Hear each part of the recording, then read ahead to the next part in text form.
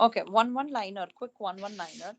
What is the difference between what is gastroschisis and what is omphilocele? Mhm. You know what is gastroschisis? It's all involved in. I know there's like a part that I think it connects Hmm. your bladder, something in that. Mm, not very correct, but something that is. This is basically an abdominal wall defect. So there is a part of Yeah, the intestine which is popping out, right? And you have to yeah. differentiate whether it is gastroschisis or omphilocele. So gastroschisis is the one, it's a G, right? So G means this is open. So everything goes out and it is not Yeah. covered by anything, not covered by membrane or by skin. Whereas omphilocele is an O. So O means it is covered by membranes by the peritoneum, not the skin, but it is covered by the membranes. Okay, so that Hmm. is the main difference. If there is entirely no covering and just the intestines coming out, that is gastroschisis, and something popping out with a covering on it, peritoneum over it, that is omphilocele. And if there is an outpouching or bulging with skin over it, it becomes umbilical hernia. Hmm. Make sense? Yeah. Okay. Now, important thing is to just remember one associations with these conditions. So, umbilical hernia is associated with conditions like Ehlers-Danlos syndrome, Beckwith-Wiedemann. This Beckwith-Wiedemann, very high for step two. Beckwith-Wiedemann, we'll discuss that, and hypothyroidism. Hypothyroid is also very high. All you will, okay. So associations, Ehlers-Danlos, then Beckwith-Wiedemann and hypothyroidism are associated with umbilical hernia. They usually close spontaneously, but if they do not close around the age of 5 years, this is again you world management. It should close spontaneously, but if it does not close up till 5 years, then you have to do surgical correction. Okay. Yeah. So remember 5 years, 5 years for umbilical hernia. Then gastroschisis, there is nothing great. I don't remember anything about gastroschisis. Yeah, because there is nothing to remember. There is no association with gastroschisis. There is association with omphilocele. So again, omphilocele is something that is associated with the trisomies. So Down syndrome and Butterworth and Edward, Hmm. all these trisomies, they can have Yeah. omphilocele. And one more is, I think, Beckwith-Wiedemann only. It's not given here, but I know that in Beckwith Wiedemann it is given. So yeah, one more is Beckwith Wiedemann. There, yeah, omphilocele, yes, Beckwith Wiedemann and the trisomies. Last is the Beckwith Wiedemann syndrome. Have you heard this before? Do you know anything about this thing? Well, it has gastroschisis and omphalosil. Wow, that's a brand new information. Okay, so that is there. Anything else that you know? There is other GU abnormalities. Okay, like what? I know there's a whole table on this. On the GU abnormalities? No, on just Beckwith. Wiedemann. Okay. So, like, don't worry. This is something that even I did not know when I started with the first thing. So, remember, Yeah. B is a big baby. I remember Yeah. like this. Whenever I see Beckwith Wiedemann, I know it's a big, huge baby. Fetal, the clinical presentation is fetal macrosomia, Hmm. rapid growth, rapidly growing, macroglossia, all macro things, and hemihyperplasia. Usually this is given in the question, hemihyperplasia, one limb bigger than the other, like Yeah, that, that hemihyper, I right? remember that. Yeah. Okay. And the omphaloceles and umbilical hernia you already know. Then the questions are based on this. Okay, these things are given. What is it? The answer is Beckwith Wiedemann. Other things would be what else is associated with this condition. So, what are the complications of this thing? In that, you have the two, you are saying the urinary things. That is what Wilms tumor. Yeah. Something related to renal system is Wilms tumor and hepatoblastoma. Mark it up. This is like extremely high yield. So, Wilms tumor and hepatoblastoma. They are the complications of Beckwith-Wiedemann syndrome. So for them, for the screening, for the surveillance, you need to keep an eye who have Beckwith-Wiedemann. You need to keep an eye on alpha fetoprotein, which is usually raised in hepatocellular carcinoma, and you have to keep on doing abdominal or renal ultrasound for the Wilms tumor. Make sense? Yeah. So there is a protocol for keep on doing the alpha fetoprotein and USG. I haven't seen a single question on the protocol, like the time frame. So I don't know whether we should be doing it. Let's do one thing. I'll just write it and we'll discuss it. You don't mug it up. If you see a question, mug it up. Yeah. Otherwise, not. I haven't seen a question. So alpha fetoprotein and abdominal USG, you have to start every 3 months from the birth. This is the birth point till they are age of 4 years. You have to do it every 3 months. Okay. Once they are of 4 years of age, then from 4 years to 8 years, you have to do every 3 months only abdominal USG, not alpha fetoprotein. Okay. And lastly, once they turn 8 years through their adolescence, you have to do every from age yeah, every three only. You have to do renal USG.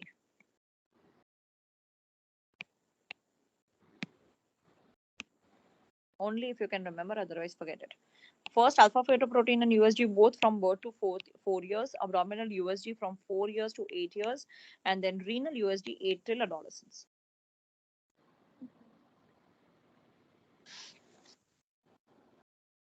Okay, Okay. so that is the pediatric part of GI. Yeah, that is Yeah. it. Okay, I think that's the most important part. Isn't it? sorry, pardon. I feel like that's the most important part. Yeah, yeah. I think most things are like majority is covered. I'm not sure if there is anything remaining, but majority questions are from all of this part only. Yeah. So you need not worry. Yeah. Let's take a 1 or 2 minutes. Perfect. Now let's do. Also, this is a very, very, very, very, very high yield topic. That is choanal atresia.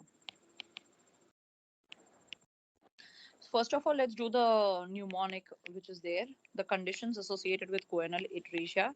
There is a mnemonic called charge. Do you remember it? No. Okay, no problem. So charge stands for C is for coloboma, defect in the iris. H is for heart disease. A is the atresia choanae, which is the topic. I don't remember this at all.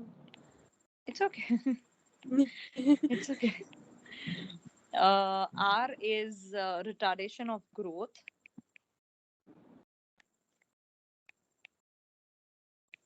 and development. G is Yeah. genitourinary abnormalities, and E is I think ears. Yeah, ear defects or abnormalities. So how I remember this is Yeah. a face. Okay, so there is defect in the eyes, starting with bad timing to lose the pencil. Give me a moment. Let's stretch a bit. Okay. So choanal atresia, number one, eyes, right? So defect in the iris, coloboma. Then a second was choanal atresia, so nose, problem in nose, right? that is there. Then ears, any ear difficulties. So three things already covered on the face. Then retardation of growth, so mental retardation. Okay, so that is there. Coming down to heart, and lastly bladder. Okay, can you repeat it? Yeah. Imagine this So face and then tell me. yeah, so it's charge. So C is the choroboma, which Hmm. is the iris defect. H is heart defect. Hmm. Well, I can do it like, yeah, heart defect. Hmm. And then we have the corneal atresia, the Hmm. nose. You have ears, Hmm. and then you have the mental retardation, I think, growth Hmm. retardation, and then the genitourinary Perfect. Got it? bladder. Yeah. Wow, handsome guy. Okay. Yeah. So that is coronal literature. All right. So, main thing about coronal. Okay, let's discuss that later on. Another mnemonic that we have to remember is for the esophageal atresia. Mm-hmm. Esophageal atresia and tracheoesophageal fistula. So there is a mnemonic for them which is vectral. You remember vectral?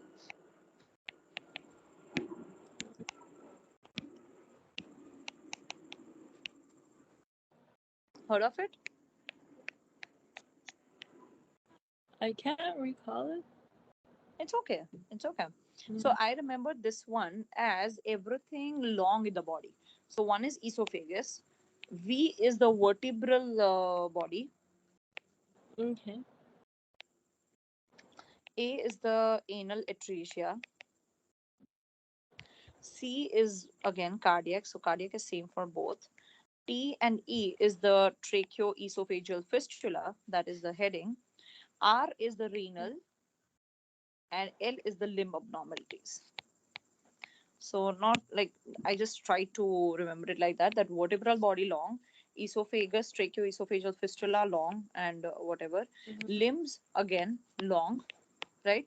And then genitourinary or renal. You can remember renal with long ureters maybe that way. So renal system, and Yeah. heart is common in both, right? Yeah. C is usually cardiac. C Like is every cardiac, time. right? Right, Yeah. exactly. So this is vectral. Can you repeat the vectral for me? Yeah. So V was vertebral body. Hmm.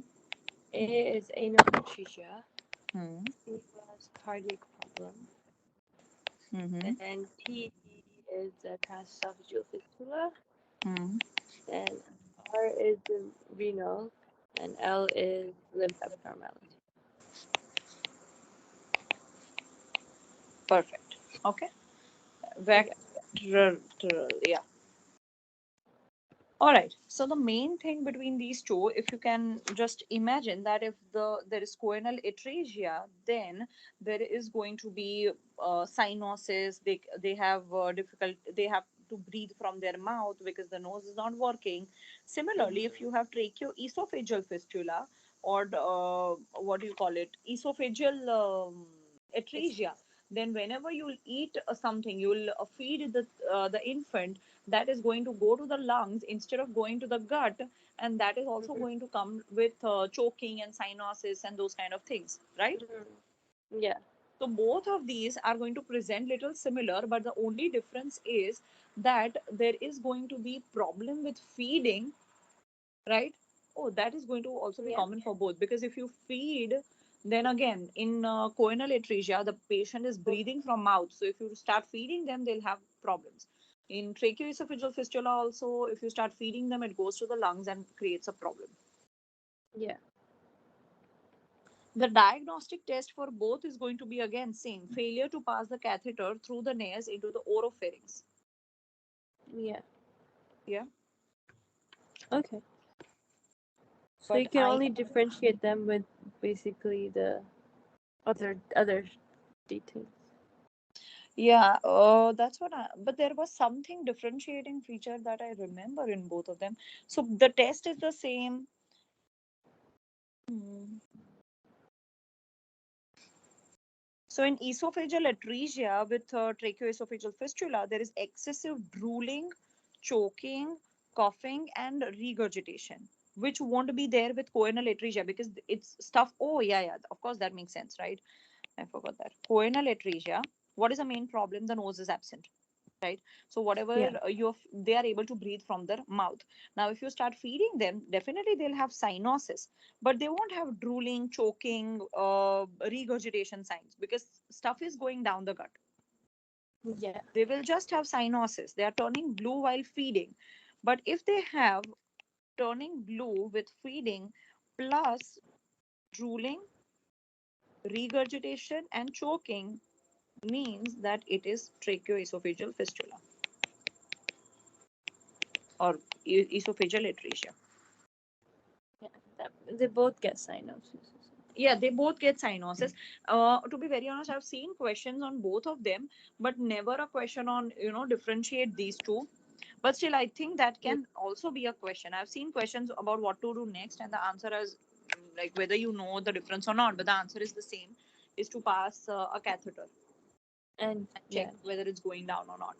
But anyways, I think we should know the differentiating features as well. Sometimes they might ask what is what, right? So Yeah. only cyanosis with breathing, with eating, that is choanal atresia, but cyanosis, drooling, choking, regurg, that is esophageal atresia.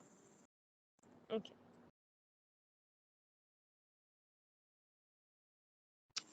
Now, if a patient comes to you, if a child comes to you choking, drooling, and was absolutely normal a few minutes ago, and then sudden episode of choking, means of course they have ingested some foreign body.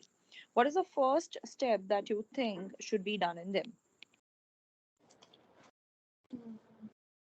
Best next step of management. X-ray. Very good. So number one is do the X-ray, right? Now, Yeah. after doing the X-ray, for example, there are two types of objects, right? One is very high risk feature object, and other is not at all high risk feature object, which can be easily removed, like it just gets removed on itself. And other is high risk feature. So, do you know what are the high risk features? If it's sharp, Sure. If it's magnetic. Very good. Magnetic. if it's like a battery, lead Very good. battery. Very good. Very good. So there are questions on one of these where either it's sharp, magnetic, battery, bigger in size, those kind of things, and it cannot get removed on itself by itself. Then what is the next best step? That's Bronchoscopy. endoscopy, yes. Yes, very good. Endoscopic And removal. Okay. So now there are two differences. Right now, this seems very easy. So most commonly, you might get confused whether you have to go for a bronchoscope or an endoscope, yeah, right? I So how realize would it's you injection. differentiate that? Yeah. So how would you differentiate that from a um, question? What do you think? if it's inhalation or like if it's in the lungs, it would be in the right bronchus area. Okay, but you don't know, right? Okay, so okay, you have done an X-ray, and on that you can see it. Okay. Mm. Other than that, like clinically, if a patient comes, then how would you Oh, differentiate? stridor, Very good. Strider, then. stridor, drooling, difficulty Okay. breathing. Difficulty breathing. They will have cyanosis around their mouth, lips. Okay. Yeah. Choking and everything will be there in foreign body ingestion also, but difficulty Mm. breathing, that is very peculiar for something going in the lungs. And Yeah. remember the difference: when it is ingested, then the first best next step is to do an X-ray. But when if anything goes to the lungs, then you don't do X-ray. The first best step You. there is directly doing bronchoscopy. Yeah. Okay. So if there is Yes. difficulty breathing, cyanosis, then directly bronchoscopy. But just choking and I mean, what else would be there? Yeah. In that case, first, when you know that it's ingestion, then go for X-ray, and then other things. If there are no no high risk features. Just follow Then up. what is the best next step? Just follow up. That's it. But how would you know that it came Serial out? X-rays. Serial X-rays. Very good. Yeah, serial X-rays. That's right. Right. Yeah. So that is also high yield. Serial X-rays. Then of course you keep an eye. So if there is no transit, then go for endoscopic removal. If there is no transit, but if it is out, then no intervention. Right? Easy. Yes. Perfect. Hypertrophic pyloric stenosis.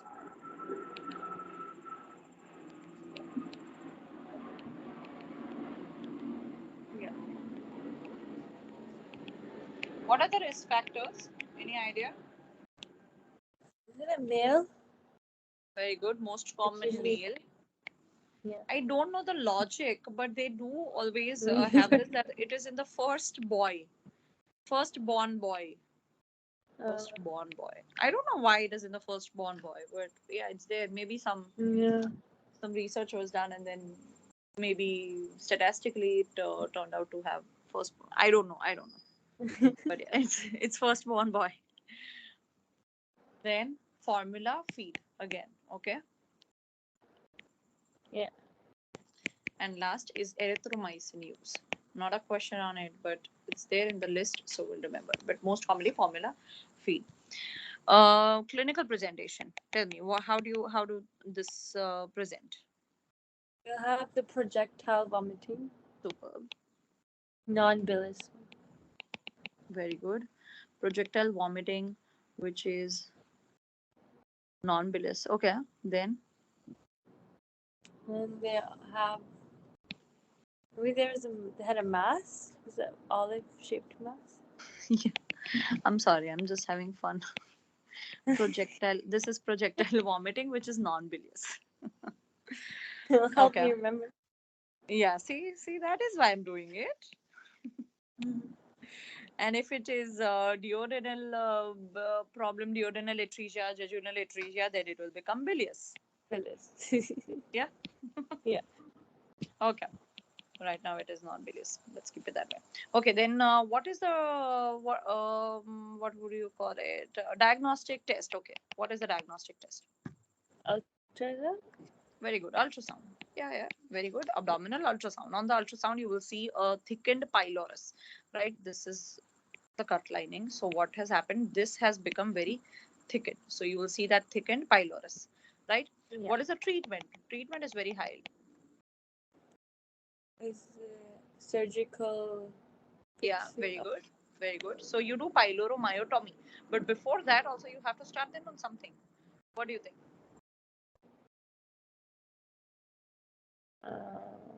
Bowel rest. Okay. You have to start What them else? on something. What else? What else than bowel rest?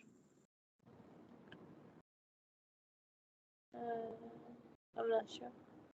If they are having, see, that is why I'm drawing this picture. If they are having this vomiting, Fluids. then they are going to be exactly fluids, right? So this is Yeah. actually a UL question where surgery is also the option, rehydration is also an option, and there is another option where you have IV rehydration plus electrolyte normalization. So don't forget to add electrolytes. That is very high. Not just rehydration, but plus electrolytes, because these patients have hypochloremic metabolic alkalosis. Hypochloremic because all the HCl is going out with the vomiting, right? So there is going to be metabolic alkalosis because of the HCl going out. So hypochloremic metabolic alkalosis. Yeah. Getting it? Yeah. So that is there. And second line is to do the pyloromyotomy. My, Because of this hypochloremic meta, I'm just explaining for the electrolyte disturbance. Nobody is going to ask you in details. But because of this HCl all going out, you have hypochloremia. And because of that vomiting, what is going to get activated? That is RAS because of the vomiting. Once you know that RAS gets activated, it increases aldosterone. And you should also remember that aldosterone saves sodium, but thrashes potassium, right? It throws out the Yeah. potassium and takes in sodium. So they will also have hypokalemia. So all these electrolytes you have to replenish before going for surgery. Yeah. Hmm? That makes sense. Yeah. Perfect. If you see that, then the next thing is you have to check the age of the patient. Okay, if the age of the patient is less than 40 years and there are no red flags, red flags we Mhm. already know, iron deficiency, anemia, weight loss, and all those things. No red flags, Yeah. then what should be the best next step? Tell me. Think and tell me. Less than 40 years. Um, let's check if they're still bleeding. Okay, still they are bleeding only. This is not like heavy blood, okay? It's just minimal blood. Minimal bright red blood spots, you can say. Yeah. You don't do anything. No, then you do anoscopy. Okay. Okay. But in the options, you will see when you'll see anoscopy, colonoscopy, then you will know, right? So, main thing is whether Yeah. I should do colonoscopy or I should do anoscopy. So, if the age is less than Anus. 40 years and no risk factors, red flags, then anoscopy, because most commonly it's going Yeah. to be hemorrhoids Yeah. Or or fissures. any fissures. Yeah, right. So, Mm-hmm. hemorrhoids, and if it is hemorrhoids, then again, no further evaluation is needed. But main question is about this thing: anoscopy, colonoscopy. And if in the Okay. anoscopy you don't see anything, and still there is per rectum bleeding, then directly you go for colonoscopy. The colonoscopy. Yeah. But if the age is more than 40 years and for like 40 to 50, and there are no red flags, then the next thing is go for sigmoidoscopy or colonoscopy. Never seen a question on this stupid thing. And if the Yeah. age is more than 50, then or there are red flags, then of course it's colonoscopy. Yeah. I've just seen a question on this one. Anoscopy, that does make sense. No red flags, age less than 40, then don't go for invasive stuff, right? Yeah. Just Yeah. anoscopy. Makes sense. And in that, Mm-hmm. esophagus. So, most high chart of esophagus is the evaluation of dysphagia. This is very, very high chart evaluation of dysphagia. Now, before going Mm-hmm. further, dysphagias can be of like one type, but the presentation can be of two different things. Yeah. Number one is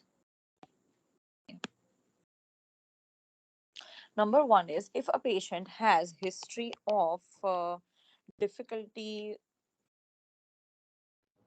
difficulty initiating swallowing Mm-hmm. with coughing. So as soon as they swallow, they start coughing it out, choking, or nasal regurgitation. Mm-hmm. Okay, if a patient has history of difficulty initiating swallowing and that followed by coughing or choking or nasal regurgitation, then it is oropharyngeal dysphagia.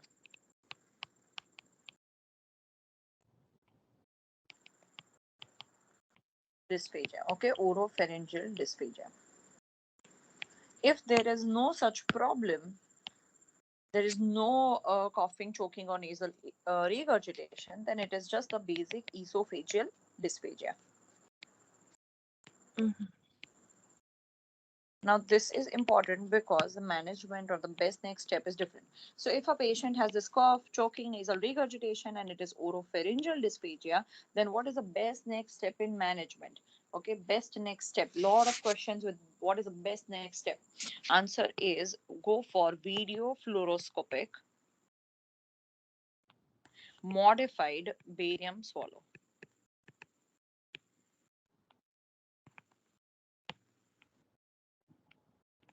Okay, video fluoroscopic modified barium swallow. That is again you Yeah. will each and every step of this chart is you will. Okay, highly. All right. So oropharyngeal dysphagia, then just go for video fluoroscopic barium swallow. Go in and check in. Or if it is just the basic esophageal dysphagia, then the best next step of management is to check whether the patient has problem with both solids plus liquids or first solids, first liquids and then slowly developing to solids.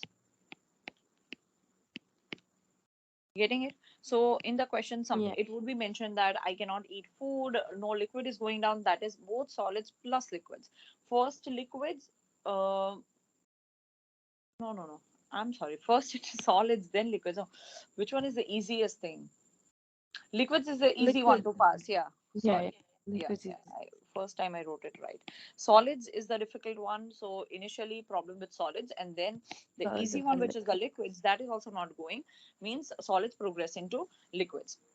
So if a patient has solids plus liquids from the start, means there is a problem in the musculature somewhere, right? There is a Yeah. motility disorder, the entire esophageal tract, or maybe achalasia, any kind of motility disorder. Hmm. Now, once you have established that it's a motility disorder, the next best step is to do barium swallow followed by manometry for the Yeah. musculature, right? Manometry is the goal Yes. for the motility problems. Easy? Yeah. Got it till now? Yeah. If a patient Yes. has problem with solids first and then progressing to liquids, means there is some obstruction which is slowly growing. So initially they had problem with solids, now the liquids also cannot pass. So it is mechanical Hmm. obstruction. If there is mechanical obstruction that you have established from the question, solids progressing to liquids, then you have to take a thorough history of the patient. There can be a lot of causes that can cause mechanical obstruction. Number one can be any radiation, any caustic injury, any stricture. Strictures can be because of GERD also, Hmm. any surgery of any cancer, right? Any obstruction Hmm. can Yeah. be there. So take a thorough history for caustic ingestion, strictures, cancer, radiation. If the history reveals anything, like for example there are weight loss and all these signs and symptoms indicating that there is a cancer, then do barium. If there is a history revealing anything, then you do barium swallow by possible endoscopy. If needed, you have to go for possible endoscopy, but first barium swallow. If the Yeah. history does not reveal anything, you don't find out anything significant in the history, but there is solids progressing to liquids, then you will have to directly go in first and see what is wrong. Okay. Upper endoscopy. Clear? Yeah. All right. Let's quickly brush it up once more. Can you tell me, can you explain this chart to me so I get to know Yeah. what you understood? So they can be two types of dysphagia. Hmm. If they have difficulty initiating swallowing with Mm-hmm. cough or any choking or nasal regurgitation, it's usually oropharyngeal, and we Mm-hmm. go for video fluoroscopic modified barium swallow. Very good. And if they don't have any of that, that means esophageal. That is probably esophageal dysphagia. And Mm-hmm. you check if it's solid. If it's solid and liquids, it's Mm-hmm. most likely motility disorder. So you do barium swallow and manometry. Mm-hmm. If it's swallowing, then progressing to liquids, that means it could be an obstruction. So you take a Mm-hmm. history of weight loss, or you take a history basically. And if it reveals any red flags of, malignancy, then you do barium swallow followed by endoscopy. If there's Mm-hmm. no history, then you'll just do endoscopy first. Perfect. Perfect. Mm. Clear, right? Everything good in this chart. Yeah. Perfect. Yes. High, very, very high. All right. So because we just did this, let's quickly have a look at the motility disorders first. All right. Motility disorder, the common one that we know since ages, that is achalasia. Yeah. So we are not going much in details in it. No questions on anything complex with achalasia. They always ask easy questions. We have to learn a new thing for step two that is called pseudo achalasia. So to differentiate these two, we need to know a few basic thing about achalasia. One thing is solids plus liquids. That is going to be common for both. That is why it is confusing. Another thing, achalasia is a slowly progressive condition. Okay, signs and symptoms are going to persist for more than equal to 5 years. Patient presentation wise, when they come to you, it will be like going on since years. A chronic Yeah. condition. Okay. Main problem, the pathophysio is the lab of lower esophageal sphincter relaxation. Yeah. So I'm just mentioning this because sometimes, because this is an easy topic, achalasia is an easy topic, so they might not directly given the options achalasia. They can write this, that some condition with lower lack of lower sphincter relaxation. So that is nothing but achalasia. All right. And Yeah. the management we just saw. What is the next step? Manometry, barium swallow, and Okay. treatment can be you can give them botulinum toxic injections, nitrates, calcium channel blockers. Okay. Yeah. And what else? You can also go for laparoscopic myotomy, like just a nick in the muscle, pneumatic balloon dilation. Just go for dilating that. Again, no Mm-hmm. questions, just giving you an idea what can be done. All right. Yeah. Dividing it with achalasia. So pathophysio of this is lack of lower esophageal sphincter relaxation. But pseudoachalasia, as the word suggests, it's fake achalasia. This is presentation is exactly like achalasia, but the cause is esophageal cancer. So if a patient has cancer, for example, this is like this, and usually in achalasia, what happens? This sphincter does not relax, so it gets like this, right?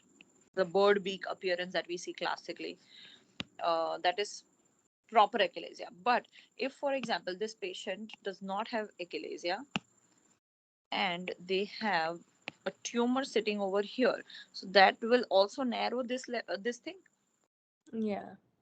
yeah, and Okay. present exactly like achalasia. Mm-hmm.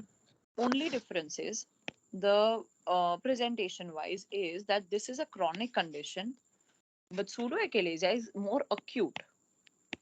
Acute in the sense less than 6 months. In 6 months, a patient will start noticing, right? It is very rapid onset, I should say. Yeah, rapid onset. Once it starts, quickly progresses to the dysphagia in 6 months, whereas this takes up to 5 years to properly develop that bothersome signs and symptoms. So Okay. this has rapid onset. That one is chronic, long term. Another Okay. thing, because it's a cancer, you are going to have weight loss. You're going to have a history of tobacco or alcohol use always. Okay, and was that pseudoacrisis? No, no. Okay, and the only difference in the management will change. That is why it is important to Yeah. differentiate these two. Here, what were we doing as the best next step? Botox or No, no. nitrate? For the diagnosis, Oh, for diagnosis, we're doing manometry, barium swallow, and manometry. very good, manometry, right? And here in pseudoachalasia, what should be the best next step for diagnosis? And endoscopy?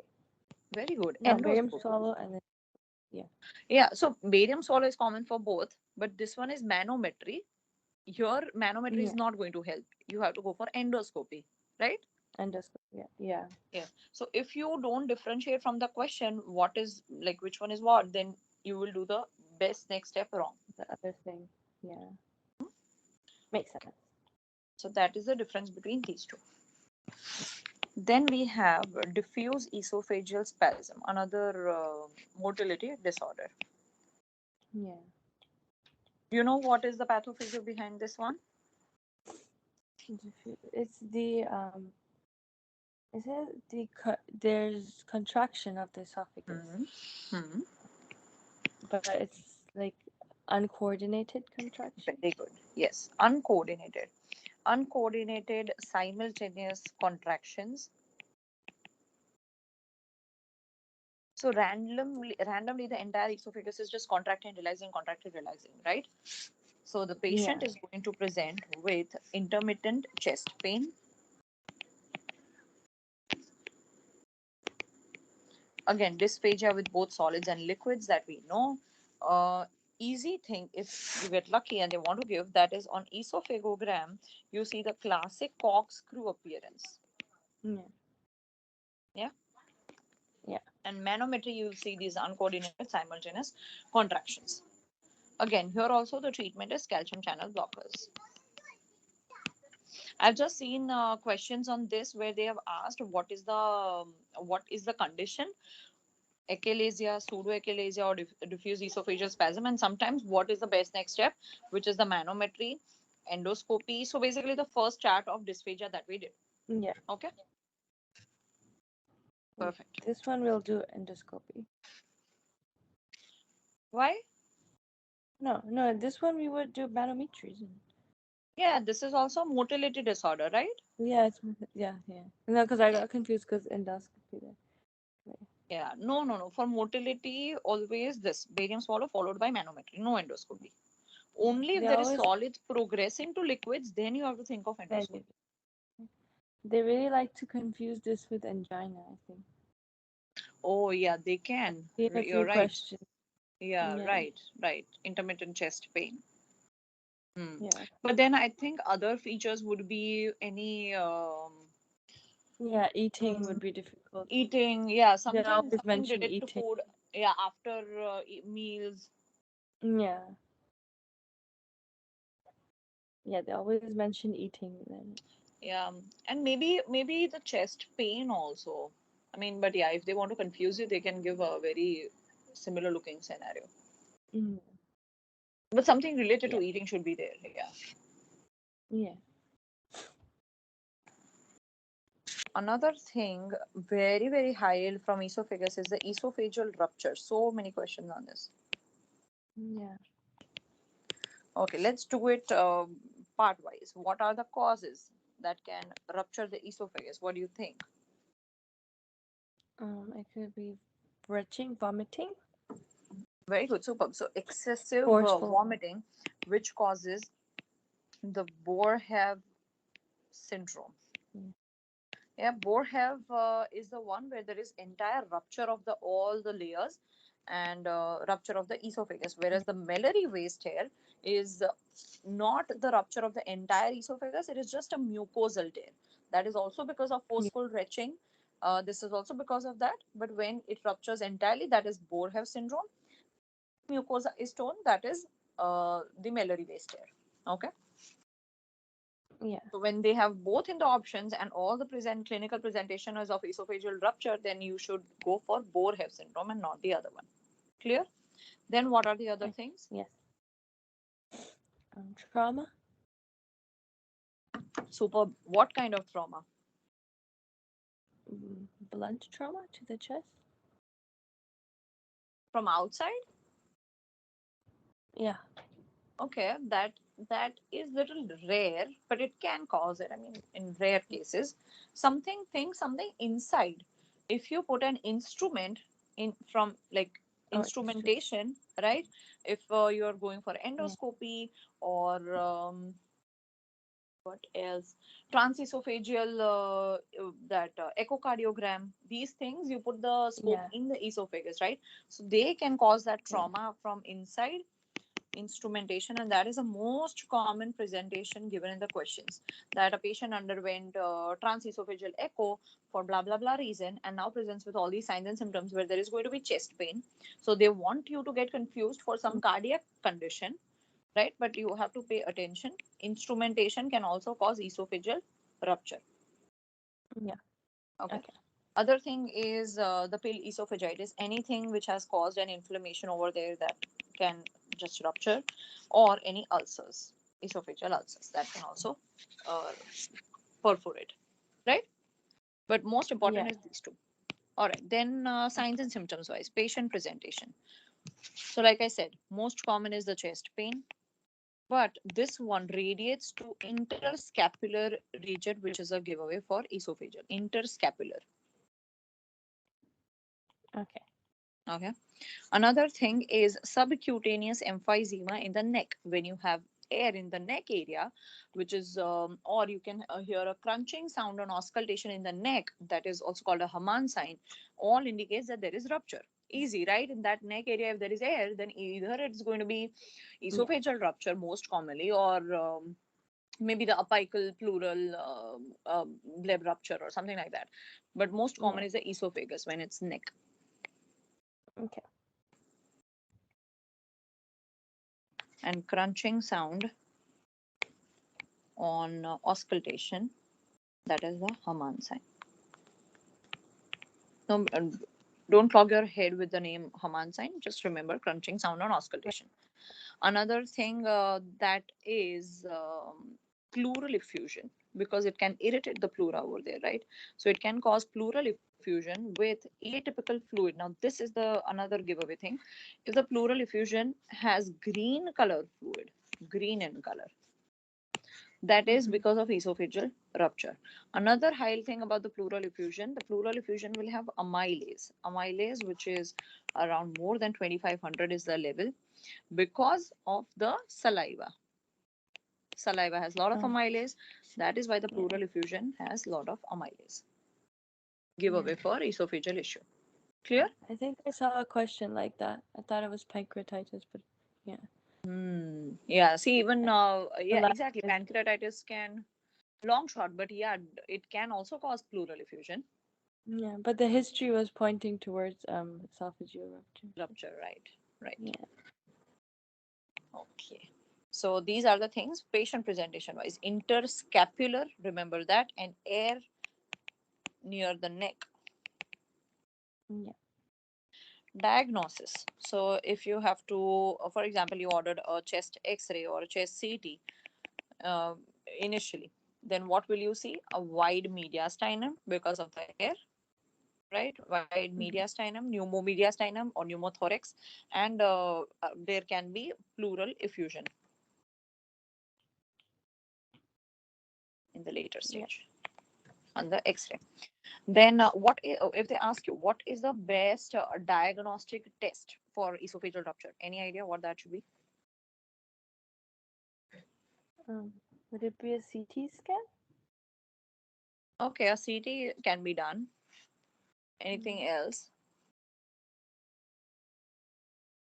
We wouldn't do barium swallow You're right. We would not do barium swallow because then barium will leak or everywhere. s- or Hmm. or endoscopy. We wouldn't do any of that. You don't want to do endoscopy, you're right. But if you Yeah. cannot do barium swallow, there is something else that you can do. That is a water soluble contrast. Okay. Okay, water soluble contrast esophagogram is the main because that will help you locate the leak. Yeah, Yeah. and Um, this is like high yield gold water. for esophageal rupture. Water soluble contrast esophagogram. Now, if you cannot see anything on this one, then the next can be you can also go for barium study, but usually the answer ends here. Nobody's going to go for those complicated things. Water soluble contrast esophagogram for esophageal rupture. Clear? Yeah. Yes. Treatment is easy, antibiotics, supportive, and surgery. Yeah. Okay. All right. Can you tell me just very quickly what are the high yield things that you have to remember for esophageal rupture? So you need to remember there's chest pain that radiates to the interscapular region. Very good. Then you can have the subcutaneous emphysema. So you would have Mhm, that air near the neck. mhm, Crunching sound on auscultation.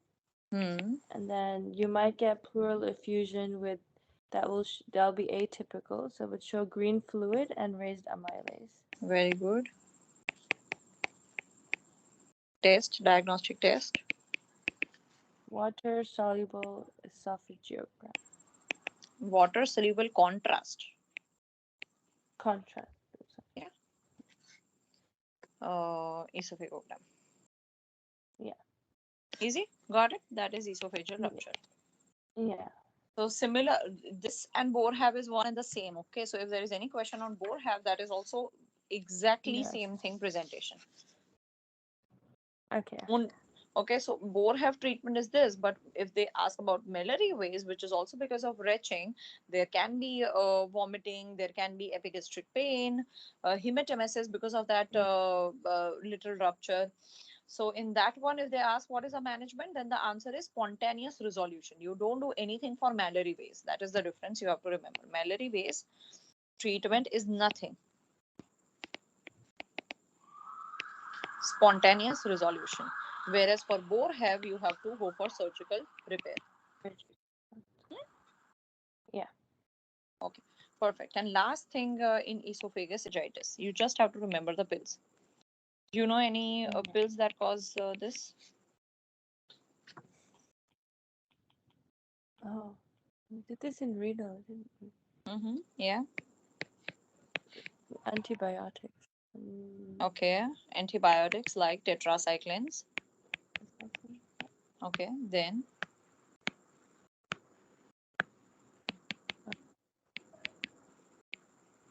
NSAIDs?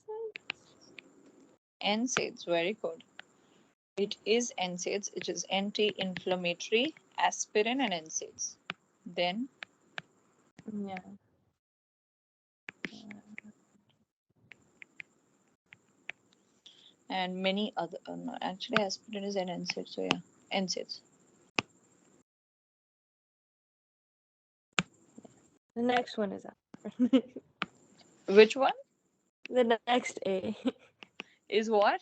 is aspirin. No.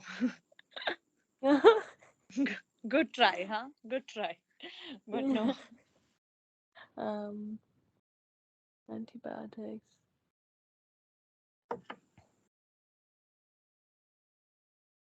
Would anti-reflux would cause stuff? No, it wouldn't. Mm, Alendronate, which is a bisphosphonate. okay.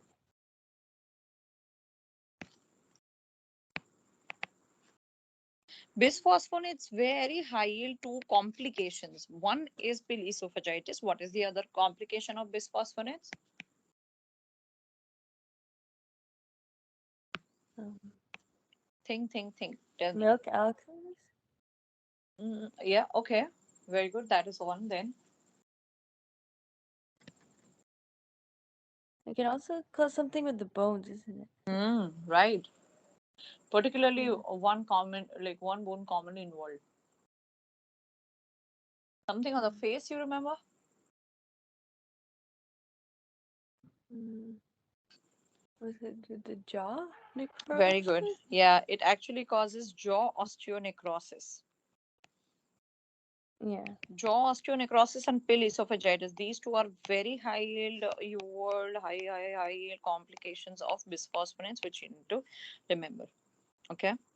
I Yeah. recently, actually, in Yeah. my rotation, one of the rotations recently, last week only, I saw a patient who had a chipped bone because she was taking this bisphosphonates since a long time and went for a Oh. dental procedure. And then turns out that she came out and then she had this jaw bone coming out because of the jaw osteonecrosis. Oh. Very old lady. Yeah, I never saw that. Like, we always read about it, but now when you see it in clinical Yeah. practice, you remember it for life, right? Yeah. That is bisphosphonates. Okay. And last Yep. is potassium chloride and iron. Yeah. Iron. Chloride and iron. They cause osmotic tissue injury. But anyways, we don't have to get in that details. Just remember these four: antibiotics, NSAIDs, bisphosphonates, and iron and potassium chloride. Clear? Yeah. Yes. So this one, pill esophagitis, also presents with sudden onset odynophagia, which is pain with swallowing, and there is again difficulty swallowing. There are some ulcers, okay, with normal, the surrounding mucosa is normal, but some small ulcers in the entire esophagus. Yeah, Yeah. Yeah. that is pill esophagitis. Yes. Very high yield, very high yield. Now we just talked about it. Typical GERD without alarm signs and symptoms is dysphagia, odynophagia, weight loss. Oh, I'm sorry, those are all the alarm signs and symptoms. But typical Yeah. GERD is the epigastric pain and burning sensation. Yeah. And typical GERD with alarm signs and symptoms are all those things where you have to go for endoscopy before just giving them PPIs right away. For typical GERD, just give them PPIs. Main thing that you have to know about GERD in step 2 is the complication of GERD. Can you think of any complication? Barrett's esophagus. Superb. One is Barrett esophagus. Then Um, strictures, maybe. superb. That is the most important UL question. That is strictures. Yeah. Okay. And how it presents is a patient coming to you with typical signs and symptoms of GERD, is a long term GERD patient, now comes to you after 2 months and says that suddenly my symptoms have started feeling better, like they have resolved, Mhm. you know. I don't feel any heartburn, and things look better. So, is does this mean that I'm getting better or not? The answer is no. You are in fact developing a complication, which is a stricture. Why does the symptoms get better? Any idea? Why does the heartburn get better? I guess because the strictures form and then they don't let the reflux come up. Superb, very good. So, because of the stricture, it blocks the acid reflux. Mhm. Because the reflux is not happening, suddenly they have improvement in heartburn. Mhm. So always this is the line in the question: improvement in heartburn after a long-term GERD patient. So you should know it right away. It's not improvement; it is actually becoming a, now there is a stricture. Okay, Mhm. and Okay. because stricture, so we know it's going to be progressive dysphagia. Solids first, and then liquids. Mhm. Something that can be given in the question. And other thing is there is on barium swallow. If you do, you see circumferential narrowing because it's a Mhm. stricture. See, if this is an esophagus and there is a stricture over here, this is a circumferential narrowing. Whereas if this is the point and there is a tumor over here, then it's up, like it's asymmetric narrowing, right? This is symmetric narrowing, symmetric circumferential narrowing. Make sense? Yeah. Yes. So that line can also be given symmetric narrowing. That's a stricture. Okay. Okay. Yes. Again, because it's solids to liquids, you have to go for endoscopy. You have to rule out if cancer is there or not, right? And then you can go for dilation by any means. Main question is, what is it? It is a stricture complication of GERD. And what is the best next step? That is barium followed by endoscopy. All right. When you have a crying infant, Mhm. then is there any underlying cause, or are they just crying just like that because they are infants? We have to differentiate that. So number one cause, most common, is colic pain.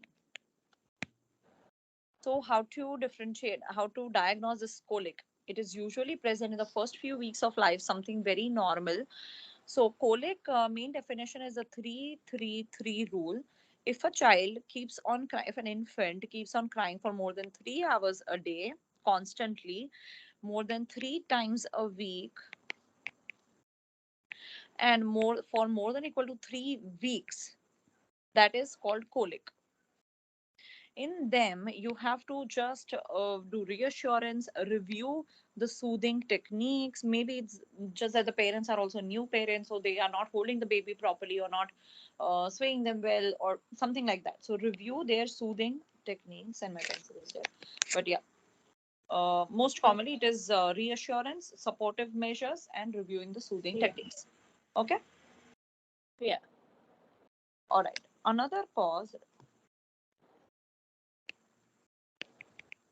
Another high yield cause is GERD, gastroesophageal reflux disease, very, very common. Okay, so this baby, this one particular line, if it is given in the question, don't read further. That is arching of their back. When the baby is crying, they are doing that sudden episodes of this arching of the back, extending their whole body, and arching of the back during or after feeding, which is also called Sandifer syndrome. You don't have to remember that name, but arching back line given in the question, it's good. Then there are frequent Okay. spit ups, which is very common. So that's not a differentiating point, but frequent spit ups, vomiting, poor weight gain, these are all indications of underlying GERD. Clear? Yeah. Because we are doing GERD, let me, yeah. So if a child, this is a typical GERD, right? But if an infant presents with who is just frequently spitting, so there is happy spitter also, just keeps on spitting, but does not have any vomiting, poor weight gain, and no arching back, then the answer is just reassurance, right? Okay, yeah, So here is a trick normal. question. Yeah, this is just like normal physiologic GERD, no pathologic GERD. Hmm. It's just the reflux which is coming up, but you don't have to do anything. Just have to keep them in a proper position and reassure. Okay. Yeah. But if I tell you, so two treatment options. One is reassure management thing, and other is positioning therapy. So if I tell you this is a question where the baby is a happy spitter, you have two options. One is reassurance, and other is recommend sleeping in prone position. What would you go for? Mm. But reassurance, Why not prone position? because you should never sleep in a prone position. Very good, superb. So this Yeah. was the catch word, the sleep. They very Mm. subtly gave sleep in prone position. So Yeah. usually you do put the baby in prone position when they are spitting up a lot. That's the ideal way, and you pat on their back, right? So putting in a prone Yeah. position when the infant is awake is the management, but sleeping is not the management. That is a risk for sudden infant death syndrome, right? If you Yeah. put the baby in sleeping in prone position. So just Yeah. don't get confused here. Sleeping is not allowed. All right. So that is about good. Then, yeah, then there's nothing. Normal crying infant. Okay, let's differentiate normal crying infant. So again, normal crying infant is one who is crying a lot, but for less than 2 hours a day. Because we know if it becomes more than 3 hours, it becomes colic. So this Yeah. is a less than 2 hours a day. And main thing is it's normal because when you try to console them, they get better, which is not the case with colic. They are not, you cannot console them. And Okay, clear? yeah. Yes. Perfect. Now let's, then we are coming to dyspepsia. Slowly moving towards stomach. Dyspepsia. Yeah. Yeah. So dyspepsia. What is the basic meaning of dyspepsia in layman term? Basically, reflux. Yes, indigestion, which is causing Mm. all this acid reflux, right? Yeah. This acid reflux actually becomes GERD, which is also a subtype of, or not a subtype, Yeah. but GERD presents with dysphagia, you can say. Yeah. So, main dyspepsia is just the indigestion, right? Yeah. What are the causes of dyspepsia? One is GERD. What else do you think? What can cause Um, indigestion? H. Hmm? pylori. Superb. H. pylori. Very good. One more. What's H. pylori? Ulcers. Yeah. Ulcers, you said? Yeah. Yeah, so ulcer can be because of H. Uh, pylori. And one more cause, what can cause ulcer? H. pylori. Ulcers can be alcohol. No. Hmm. Hmm. Cancer. One of the cause of dyspepsia is esophageal or gastric cancer. But again, Mm. what is something else that can also cause ulcer? Dehydration. Hmm. NSAID use. Oh yeah. Yeah. Yeah. So a lot of NSAIDs use can also cause ulcer. So main causes for dyspepsia, the easy ones that you always have to keep in mind is GERD, H. pylori, NSAIDs, and cancer.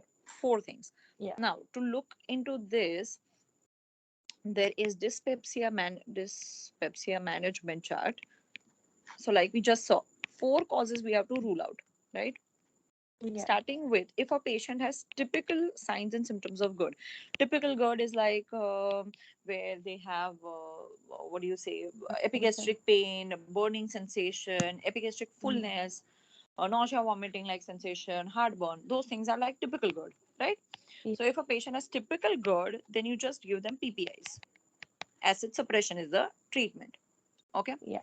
If a patient has chronic NSAID use, like maybe they have some arthritis, OA, and they have been taking NSAID since a long time.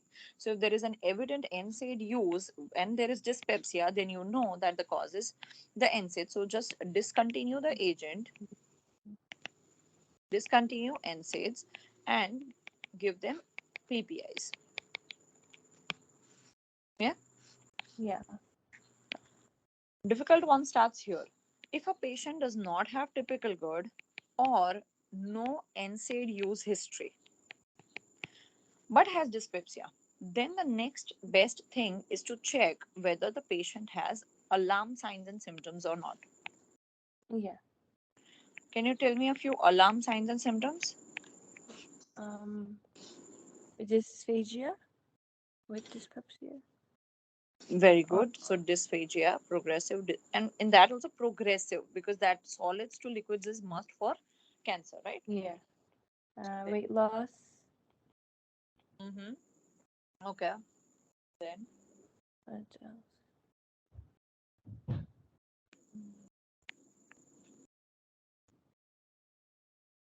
Yeah, weight loss. Or maybe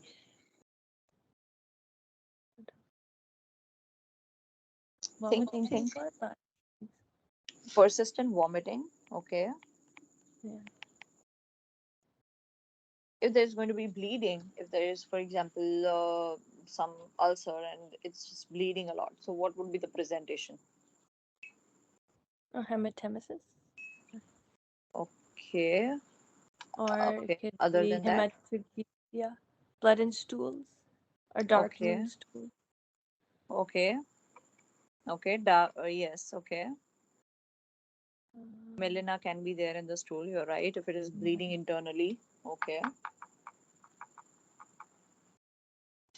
There can be that's iron deficiency anemia. iron. Yeah. Very Yeah. common presentation is iron deficiency anemia, right?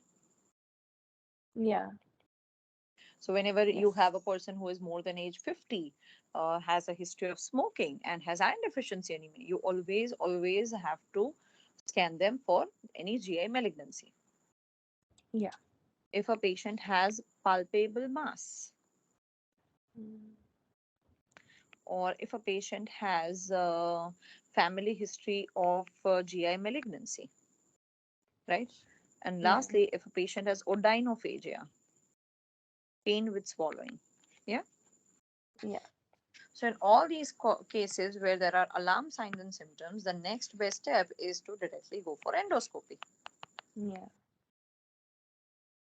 But if a patient does not have alarm signs and symptoms, this is yes, this is no, does not have alarm signs and symptoms, then the best next step is to check their age. If the age of the patient is more than 60, more than or equal to 60, even if they don't have alarm signs and symptoms, but if their age is more than equal to 60, then you have to go for endoscopy. Okay, Okay. that's highlighted. Yeah. No alarm signs and symptoms, but the age more than 60, directly endoscopy. Age less than 60, then of course, and no alarm signs and symptoms, then you have to go for H. pylori testing. Yeah. If the H. pylori testing comes positive, then the treatment is the triple therapy and the quadruple Triple. therapy.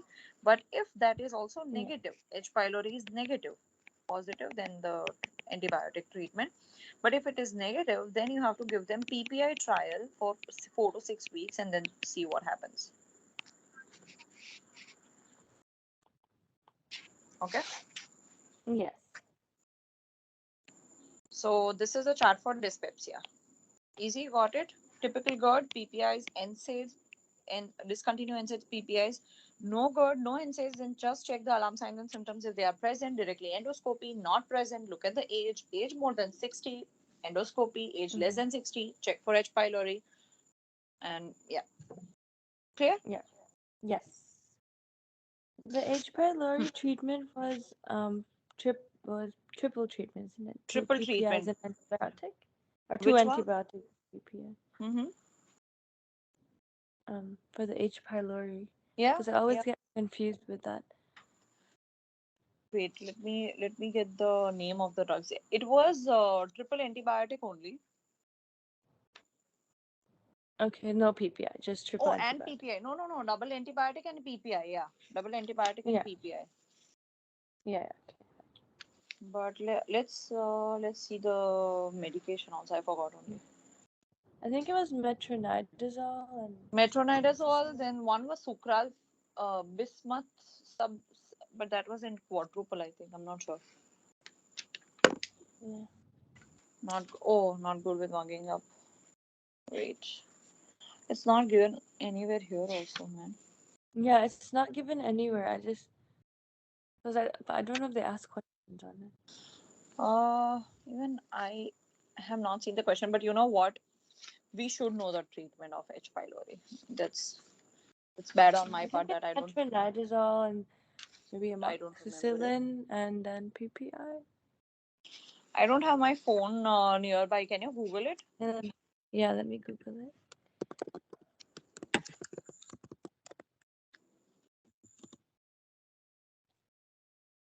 That indicates that I can never take GI if I don't know the Yeah, treatment. so it's amoxicillin and clarithromycin with omeprazole or 1 pp. Amox plus Clarithrol plus Plus, yeah, so amox plus clarithrol plus PPI.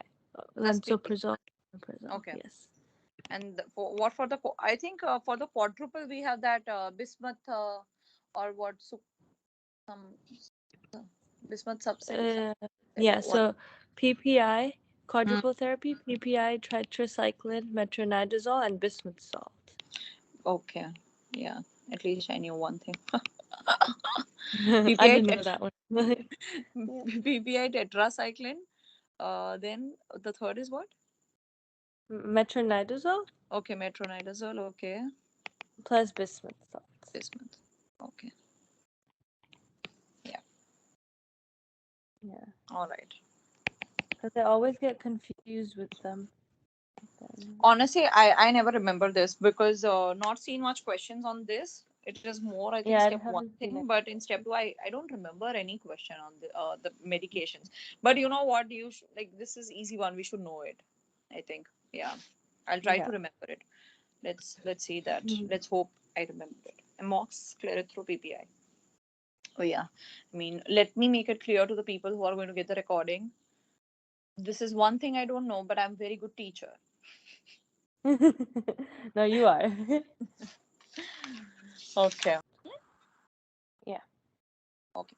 Perfect. And last thing in esophagus is the esophageal cancer. Luckily, we don't have to do the different types of cancer, blah blah blah. But just to give you an idea, there are two types. One is adenocarcinoma. One is squamous cell carcinoma. Squamous cell can happen anywhere in the entire esophagus. It is more common proximal, but it can happen anywhere in the esophagus. Whereas adeno is very common for the distal part. This can squamous cell can be anywhere. Okay. Now, what are the risk factors? That is main thing. What are the risk factors for esophageal cancer? It was smoking Very good. Always smoking. and Barrett's esophagus. Very good. Barrett's esophagus can be there. Alcohol can be there. Caustic Mm-hmm. injury can be there. Mm-hmm. Okay, a lot of acid reflux which causes Barrett esophagus. Okay, but always a history of a smoker or alcoholic. Patient presentation wise, always there is going to be weight loss, anorexia, dysphagia, right? A easy giveaway for what is Yeah. it, and the diagnostic test is endoscopy. The first chart is high, like I told you. Each and every question rounds back, and the question is what is the best next step. So for that, you just have to Yeah. do that first chart. Here also, answer is endoscopy with biopsy. But when you have like proper typical signs and symptoms of cancer, then Mhm. you go for biopsy also. Okay. Okay. Yes. All right. Then coming to the stomach. All right. Number one is gastric carcinoma. Easy only. Stomach is also easy. Gastric carcinoma, presentation wise, it's going to be similar weight loss and blah blah blah stories. But always in the question, risk factor will have some kind of Asian origin. Most commonly they give it China or South Korea. Asian origin will be given because it's very common in them. Why is it very common in China and South Korea? Any idea? I don't know. Is it No? something to do with their food? Yes, something to do with their food. You're right. Mm. So they eat a lot of salt preserved. The majority of the food has a lot of salt preserved food and nitrous compounds. So that is a risk factor Oh, for that causes gastric injury and is carcinogenic. That is why most commonly in the mhm. question you will see Asian origin or maybe a Chinese man came to you and this and that. Another thing that will be there is also a smoker. Of course, if a patient has pernicious anemia, yeah, or H. pylori Yeah. infection, any of these things we already know, right? Main is this. Clinical feature wise, also same. Main thing you always have to not miss out is the iron deficiency anemia. If the lab values are given, always check for iron deficiency anemia in that. Now, most common you will question is about this thing. You know everything about gastric adenocarcinoma. Next step is what is the best next step? You did in initial endoscopy biopsy, you got it that it's adenocarcinoma. Okay. What is the best next step now? Yeah. Mm. After that, what to do next?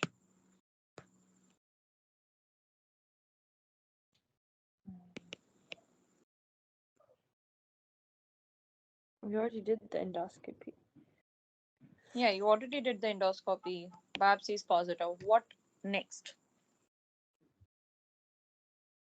Think practically. Think if you have a patient and now came with the symptoms and you did endoscopy positive, what should be the next thing that you can do with them? Radiotherapy? Or chemo? Okay. But before that, also you want to do something. Um, you check for lymph nodes?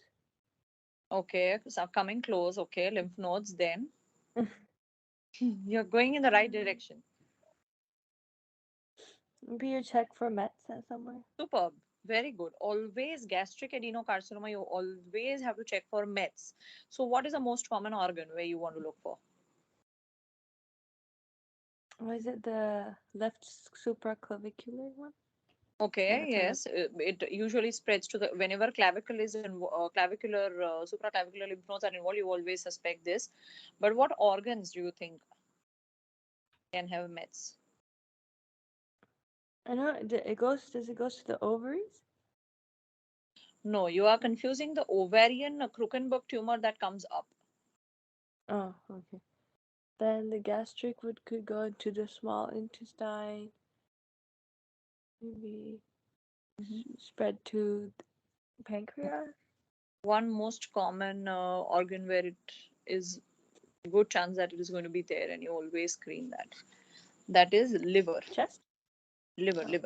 Okay. Yeah. Always do CT abdomen and pelvis Mhm. next, which is your world high yield, because you want to rule out liver mets. Okay. Always. Okay. Don't forget that. So gastric adenocarcinoma question, what is the best next step? Answer is CT, abdomen and pelvis. Don't worry, you will see it in the options and you will remember that, okay, why are we doing CT, abdomen, pelvis? Because, oh, this thing Yeah. goes to liver, right? Yeah. So remember Okay. liver. Majority times in the question, they can give you this hint of increased alkaline phosphatase or decreased albumin. Those are just the indications that the liver is already involved. Okay. Okay. Yeah. Then they are not interested. Then they know that you are going to do PET scan and entire this chest CT and all those things. Then the treatment is also, if it is limited, if there is just one nodule or just limited spread, then you can go for surgical resection. But if it is widespread in the entire body, then the choice is just chemotherapy and palliative surgery for where you can save it, right? But nobody's interested Yes. in all that. They just want you to go for the best diagnostic next step. Okay. Okay, so that is gastric Yeah. carcinoma. Then we have gastric outlet obstruction. Mm. Now, as the name title suggests, gastric outlet obstruction. So there is some problem that the food is not going further. If it does not go further, Yeah. it is going to come back, right? So when Yeah. The most common time when this is going to present is postprandial. When you eat something, it does not go down and it causes pain and it causes vomiting and early satiety, right? Yeah. So question always will have postprandial pain with vomiting because they cannot keep it down, it is not going further, so it comes up. Clear? That is Yeah. gastric outlet obstruction. Questions are mostly on what are the causes. What do you think can cause an obstruction? Malignancy. Superb. One is malignancy. Then, Um, any strictures? Like, very good. That is very, very high. Superb. Strictures. Very, very common. Stricture means a patient has a long term GERD or there is caustic injury, caustic acid ingestion. mm-hmm. Now, interesting thing about the caustic acid ingestion is that if a person has a history of caustic acid ingestion, the presentation is going to be after 6 to 12 weeks of ingestion. 6 to 12 weeks, that is what, 2 to 3 months, right? Yeah. So most So commonly the after. question will be, they won't directly give you caustic ingestion because that would be like a giveaway. So they will be like, the patient has a remote history of a suicide attempt. You don't Yeah. know what they took in, like what they ingested in that suicide attempt, but at least there is a suicide attempt. So you cannot, one of the thing that comes on the plate is caustic acid ingestion if the presentation is like this GO whatever. Okay. Yeah. So history of suicide attempt, always think of caustic acid ingestion. 6 to 12 weeks after the ingestion, so the presentation is going to be after 2 to 3 months. And what else? Yeah, other things can be Crohn's, which can also have strictures, Mm-hmm. and peptic ulcers. Yeah. But again, main is this and this caustic acid ingestion. That is something higher. Okay, Okay. another giveaway in the presentation. This is there only. This is there only. But other than that, not presentation, but examination findings, you can say, is the abdominal. I don't know how to pronounce this, but I call it abdominal succussion splash. Mm-hmm. Yeah. So it's easy only. Now, if there is a food in the stomach along with all the liquids and it is not going further, so when you, what do you call it? When you press on, when you place your steth on their abdomen and then just move them back and forth, you are kind of, shaking them. So what will happen? The food is going to get shaken in the belly and you can hear this Yeah. splash. That is called abdominal succussion splash, indicating that nothing is going forward and the food is still retained in that tummy, in the stomach, and that causes this splash. Does it make sense? Okay. Yeah. So you have to go for like, rock back and forth the patient, and then at the abdomen, if you keep your stethoscope, you will hear this splash. But I've seen questions where they have directly given this abdominal succussion splash in the question, that there is abdominal succussion splash. Okay. Okay. Yeah. I think I read that somewhere. Yeah. This can just get confusing because of the postprandial pain and vomiting and early satiety with esophageal stricture, where also there is dysphagia and there can be postprandial pain after eating, Mhm. or achalasia, similar to esophageal stricture, dysphagia, not eating, postprandial pain. But only difference is in those conditions, there won't be a succussion splash because nothing is going Mm. in the stomach. Yeah. Yes. Makes sense.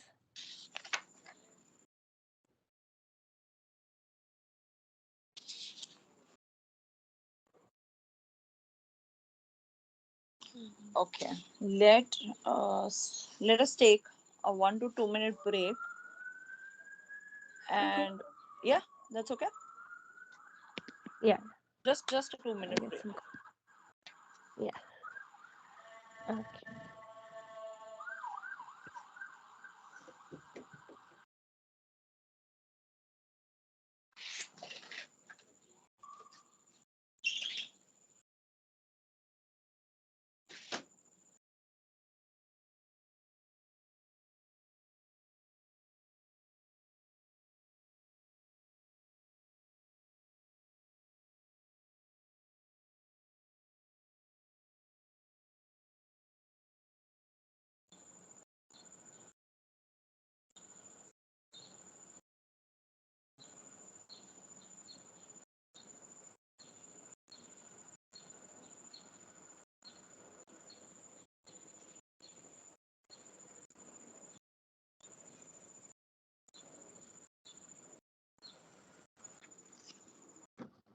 Hmm. Okay, then just a teeny tiny topic that is Whipple disease. Mhm. This is a lot of mugging up in this, but I honestly don't even try to remember everything. So Whipple Yeah. disease is something that involves a lot of systems. It causes GI, causes cardiac, neuro, dermat, lot of problems. What is Yeah. something, one thing in the question that you see, and then you don't even have to read the entire question? Um, is it the malabsorption part? But don't you think malabsorption is common Yeah. in so many Yeah. conditions? Everything. Yeah, everything. Some diagnostic test or something positive in the diagnosis. Oh, I don't remember. Whipple disease, when you do the biopsy, you see PAS positive material in the lamina Okay. propria. But main thing is the PAS positive. Entire FA, only two places has this PAS positive. So whenever I read a question on Whipple, you just look for PAS positive and then you don't even have to look at the question, right? So PAS positive is Whipple disease, and another condition. Any idea what that is? Where you have this? No. It is alpha 1 antitrypsin deficiency. So any liver problems can have PAS positive. Not any, but where there is alpha 1 antitrypsin Alpha deficiency one. condition, that also has PAS positive. Okay. Okay. Yeah. So other things about Whipples is weight loss and blah blah blah stories, but something significant is What this is? migratory polyarthropathy, because that is also not that common. Migratory polyarthropathy, then cardiac conditions like valvular involvement, lymphadenopathy, pigmentation, all this is there along with the GI thing, which is the main thing, lymphadenopathy, right? But main thing, like I told you, just to check for PAS positive. Okay. Okay. Yeah. All right, all right, all right, all right. Okay, one thing, do all the deficiencies from FA, from first aid, the step, Yeah. you're not given step one, right? Yeah, but don't miss out the deficiencies from FA. It's very high. One of the deficiencies can be there. There's a good chance. Okay. Yeah. Okay. So here in the notes, we just have two given in the UL notes, but I know deficiencies are very important. All the vitamin deficiencies, so don't miss out. Just quickly read them. Yeah. So one is zinc deficiency. Zinc deficiency is easy. What do you think? Anything you remember from zinc deficiency, the presentation wise? Zinc. It was the one there was hair loss, Very good. rash, Alopecia. Very good. and then their Rash. taste was tasted like zinc or something. Their Yes. taste Very good. was abnormal. Taste abnormal. Yes. Very good. The rash in particular Metal is taste. there is a pustular lesion surrounding all the body orifices. Okay, that is main thing. Okay. Okay, so that is zinc deficiency. And one more that is given over here is selenium deficiency. Never seen a question, but maybe one question. But selenium deficiency has only one most important uh, side effect or feature is cardiomyopathy. Mm. That's it. Okay. Okay. All Yeah. right. Then coming to easy to forever, yeah. Crohn's and Yeah. ulcerative colitis. All right. Tell me what is the location, first of all. I'll give you the pointers. You tell me where it is and whatever you know. No pressure, okay? So, location. Okay. So, colitis is ulcerative colitis. I remember as colitis. So it's usually in the there's rectal involvement, Very and super. Crohn's is the entire GI. Okay. It can be anywhere from mouth to anus, but Yeah. spares rectum. Yeah. Yeah. And this is most Yes. commonly rectum and colon. That is main Yeah. thing. Okay, perfect. Then tell me What can be the gross presentation when if you do an endoscopy? What stuff would you find out? And ulcerative colitis, it's only the mucosa that's involved. Okay, it is both So you mucosa have, and submucosa. yeah, mucosa and some, and Crohn's is the entire. Very good. Transmural, superb. Then And there was a particular thing you see. hmm There's like skip lesions in Crohn's, I think. in which one? In Crohn's disease. Crohn's. Very good. Yes, there are skip lesions. Um, Here, there are abscesses in ulcerative colitis. There is crypt abscesses, yeah. pseudopolyps, and ulcers. Whereas in Crohn's, you can have ulcers, you have non caseating granulomas,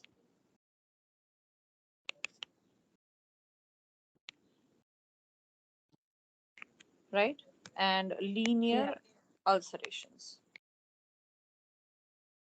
Cobblestoning, creeping fat, all those things are there, but important is these things. Mm. Okay? Yeah. What about the diarrhea? What kind of diarrhea happens in both? Um, bloody diarrhea. There's blood in the diarrhea. Okay, so bloody diarrhea, you are right. Ah, yeah. Bloody diarrhea is very, it is 100% bloody in ulcerative colitis, it is 100% bloody. But in case of Crohn's, it Yeah. can be watery or bloody, but it can be watery as well. Okay, Mhm. good chances of watery. But if it is bloody, then it is 100% ulcerative. Okay. Okay. And lastly, very, very most high thing I would say in this is the complications of both. So, what are the complications of Crohn's? The complications Crohn's wasn't it was fistulas and Superb. uh, Fistulas. fistula formation, and there was another like anal fistula, I think, or Yeah, rectal yes. fistula. Any fistula can be there. Yeah. And ulcerative colitis was the toxic megacolon. Superb. Toxic vehicle. Very, very high yield. Very good. What are the other complication of Crohn's? One most important complication of Crohn's is missing. Mm, It is small bowel obstruction because of the strictures. okay. Okay. So Yeah. always Crohn's Yeah. complication questions are very, very important. So many questions are there on small bowel obstruction, and the patient has a history of Crohn's. So always remember small bowel obstruction. If there is an obstruction, like we just did, so, we did gastric outlet obstruction, right? Similarly, just imagine if there is a small Yeah. bowel obstruction, then there is going to be vomiting, but it is going to be bilious now. There is going to be severe abdominal pain, postprandial. There can be tympanic bowel sounds, right? Everything what I said in is for small Yeah. bowel obstruction. And if a patient has Crohn's history, means it is confirmed that it is SBO. Okay. Okay. Yes. Hmm. All right, let me see. Yeah. And what are the other complications of ulcerative? Ulcerative colitis was Something very high yield perforation. is missing. Perforation. Okay, because of the toxic megacolon. Okay. Then anything else? Mm. Mm. Primary sclerosing cholangitis, Oh yeah. Yes. colorectal cancer. Okay. Then other Yeah. things are silly, but this is important. Clear Yeah. up till now? All good? Yes. Yeah. So main thing in Crohn's can be anywhere in the entire tract, mouth to anus. This one always Mhm. has rectum. This one does not have rectum. Non-caseating granulomas. Another thing, I've seen a question of Crohn's where everything is given on watery diarrhea, ulcers, and blah blah blah things. lesions in the mouth and then stomach and blah blah. And instead of giving Crohn's in the option, the answer line was transmural inflammation. Yeah, so you need to know each and every feature Yeah. for Crohn's. Okay.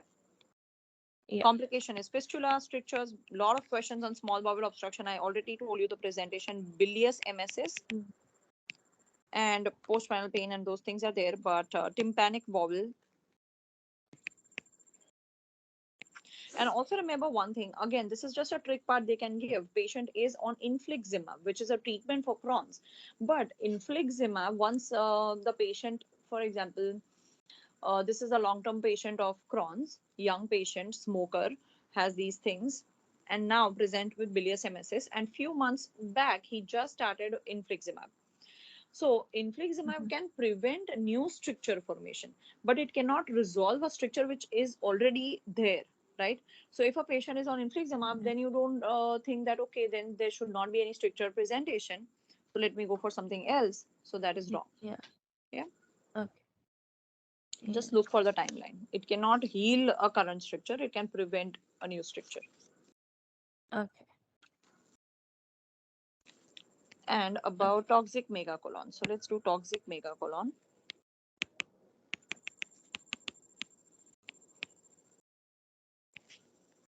Toxic megacolon, what are the risk factors? One is IBD, we just did. What else? Um, in kids, there was some.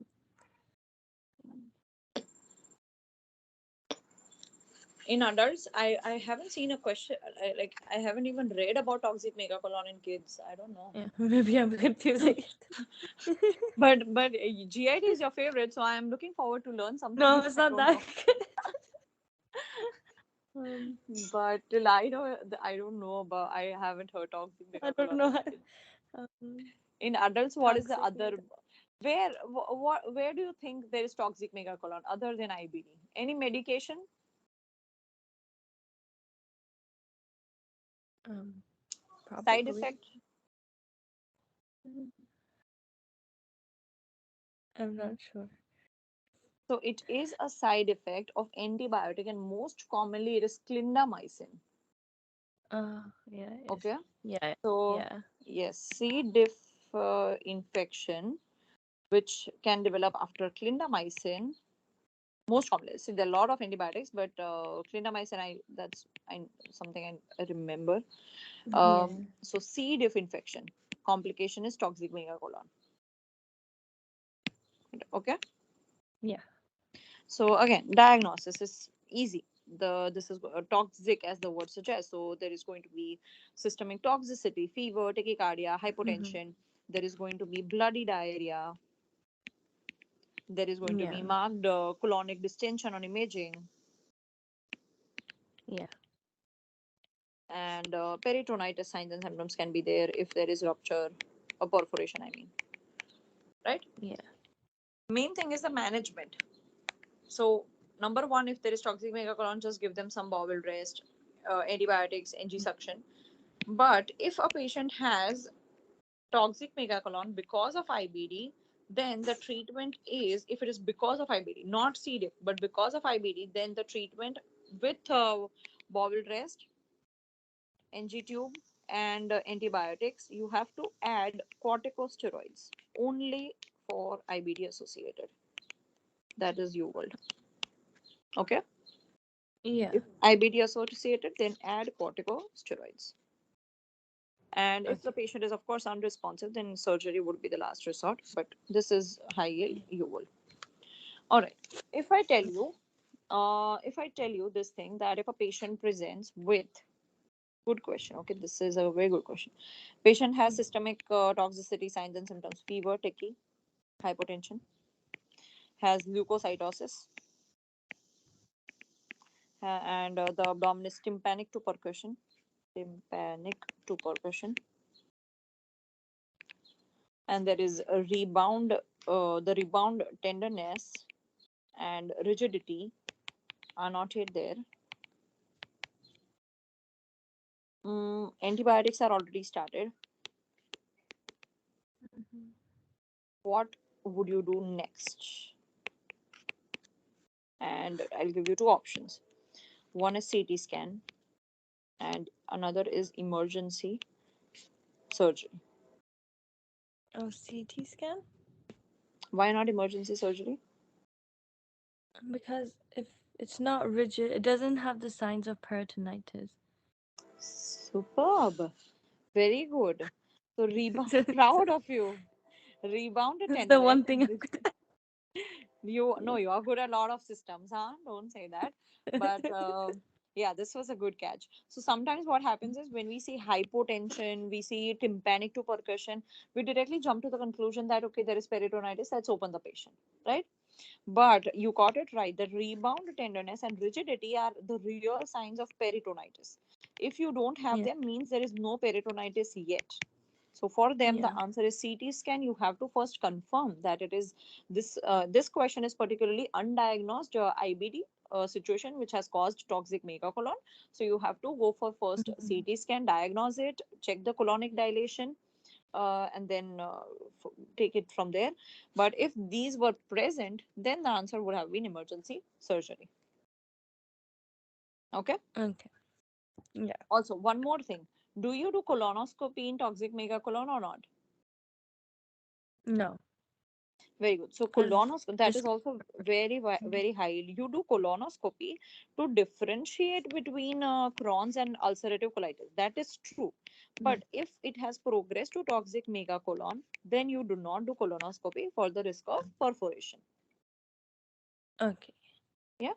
But to Yes. differentiate Crohn's and ulcerative, we obviously do colonoscopy, right? Then only we come to know there is fissures and blah blah blah things. Yeah. So that is also one of the options which is clearly wrong. Okay. Okay. Ah, let's just stretch for a minute. Yeah. Did you have your coffee? Almost. Yeah. I'm having my Okay, coffee. good. All Almost right, there. almost there. uh, uh, hmm. Okay. Then coming to minimal bright red blood per rectum. Oh, very easy topic. There's nothing in this one. Just one question, but let's do it. Mhm. So if a patient sees minimal right blood red, another very small Okay. but very high topic, that is colovesical fistula.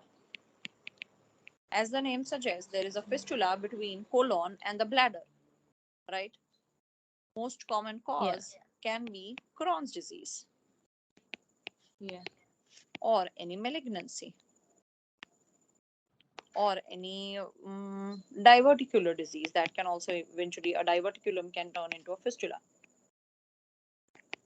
But Crohn's is Yeah. very common and high yield. Clinical presentation also very easy, colon and vesicle. So in the urine, there can be air in the urine, or Yeah. there can be stool in the urine. So they can write brown color, Yeah. and there can be recurrent UTIs as a presentation. Okay, this Yeah. topic is extremely high yield. One thing, because it is a part of Crohn's, but it's very high. Diagnosis. What do you think? What test can be used? Um, you can do the endoscopy. No, you don't know. Anoscopy, no. This is not.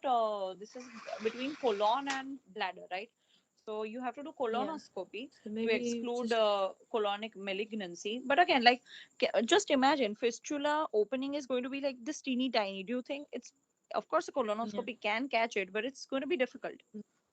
Yeah. You can't really see it. What do you think? How can you see such a small track? If you Okay. insert contrast, right? Yeah. So you CT have with to go con. for abdominal CT Yeah. with either oral or rectal, but contrast. That can give you the location of the track and show the entire track, right? Yeah. That is very, very, very, very high. Clear? Yes. There are a few miscellaneous one or two topics, and I don't want to miss that.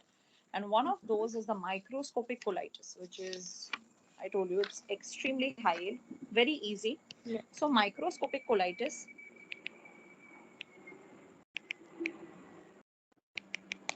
the main pathophysio is, this is basically nothing but an immune reaction, our body's immune reaction to some kind of external agent. And what external agent we usually take is the drugs, right? So if a Yeah. patient has consumed, most commonly reacted to NSAIDs, PPIs, very commonly taken, SSRIs, and smoking, these are the risk factors for this condition.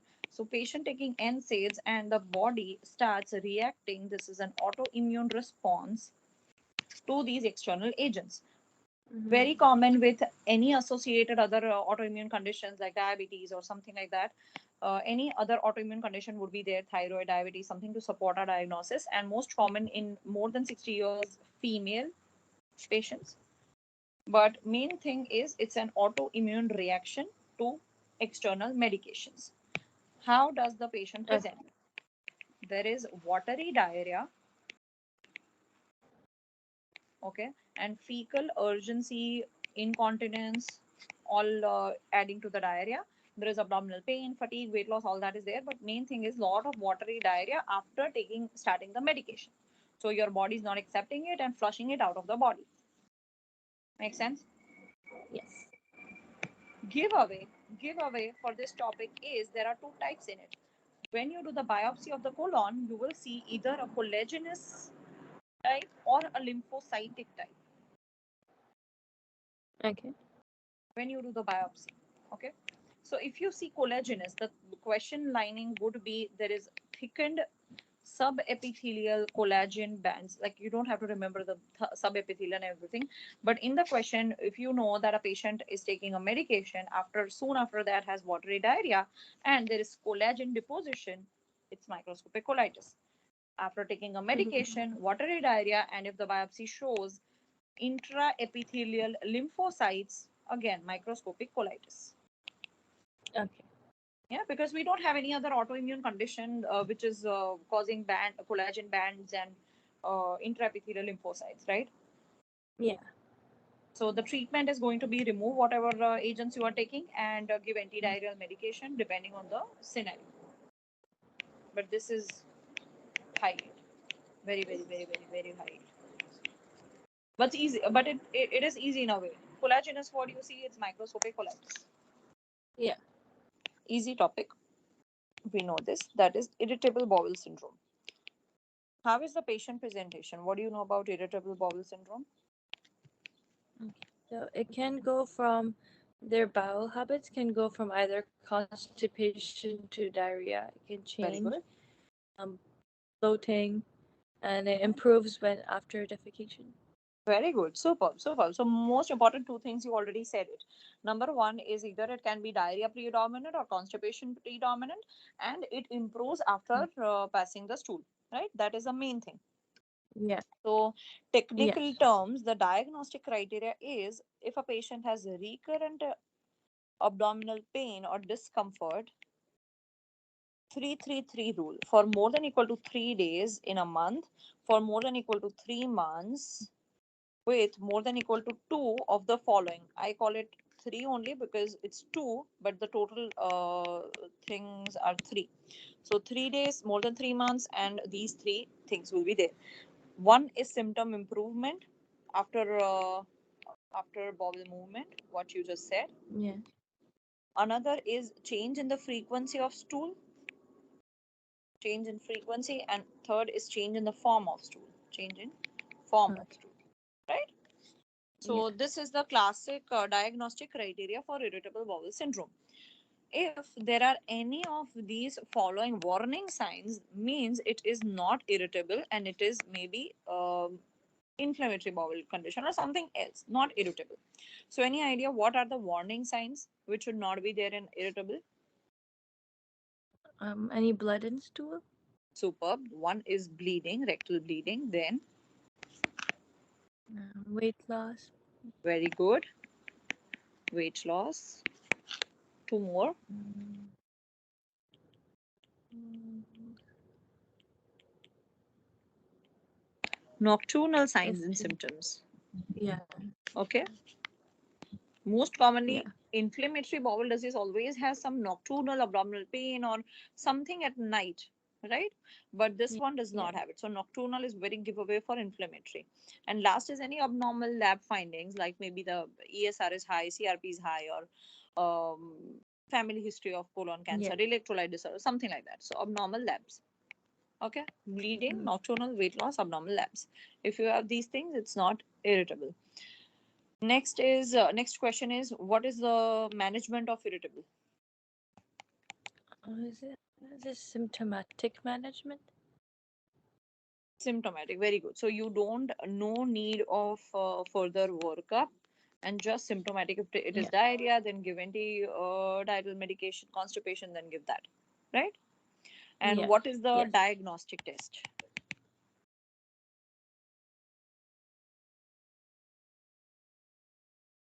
Clinical? Superb, clinical.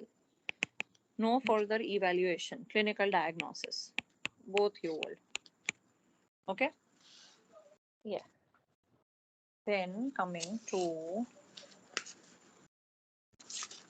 let me open my notes for this one, is the difference between Crohn's and ulcerative. Yeah.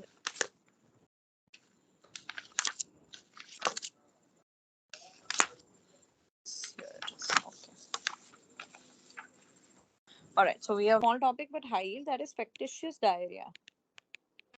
Now, as the name suggests, factitious means it's not true diarrhea, it's just a fake diarrhea, right? Yeah. So most commonly the patient presentation is very dramatic, like something very dramatic that does not match the physical findings. The patient will be like, I have diarrhea 20 times a day, but Yeah. they are sitting normally in front of you. They should be hypotensive, right? They should be in bed. They cannot even be like Yeah.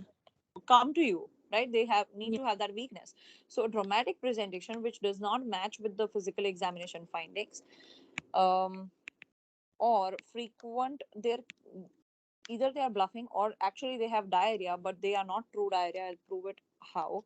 So Mm. frequent watery diarrhea, that can be there. Even nocturnal diarrhea can be there. They have Mhm. frequent office visits, and like I said, dramatic presentation. These are things that can be there in factitious diarrhea. But Yeah. when they say I have frequent watery diarrhea and they actually do have diarrhea, then how would you differentiate whether this person is like saying the truth or not? Like, do they have the real diarrhea? So there are three tests for that. Yeah. The three tests are stool osmolality test, stool electrolyte test, Mhm. and stool osmotic cap test.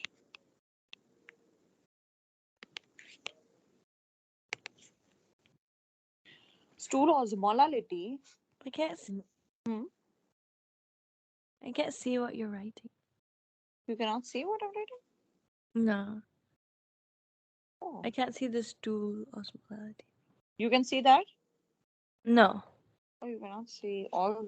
Okay, so you could see till factitious diarrhea. What I wrote. Yeah, I can see till dramatic presentation. Oh, weird.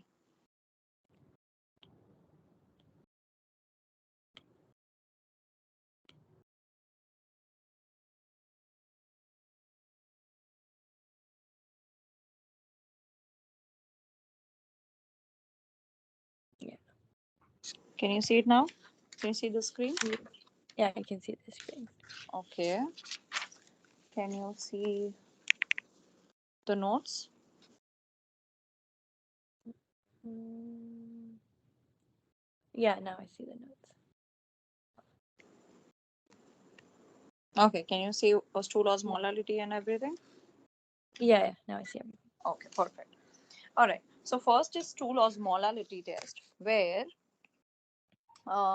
see normal stool osmolality is the same as the body's fluid osmolality, which is around 290 Mhm.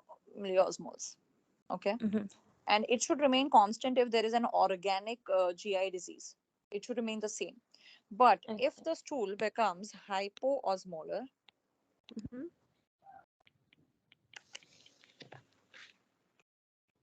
sorry, my pencil stopped working, I guess. Okay, if the stool becomes hypoosmolar or hyperosmolar, means there is some Mhm. problem. So if it is, oh my god, what happened? Not again. I know. I cleared all the notes. Hello? Yeah, you're Yeah, there? I'm there. Oh, but I don't blame this iPad. There is so much dump So much inside. in it. Yeah. So much dump. I have to clear it. Yeah.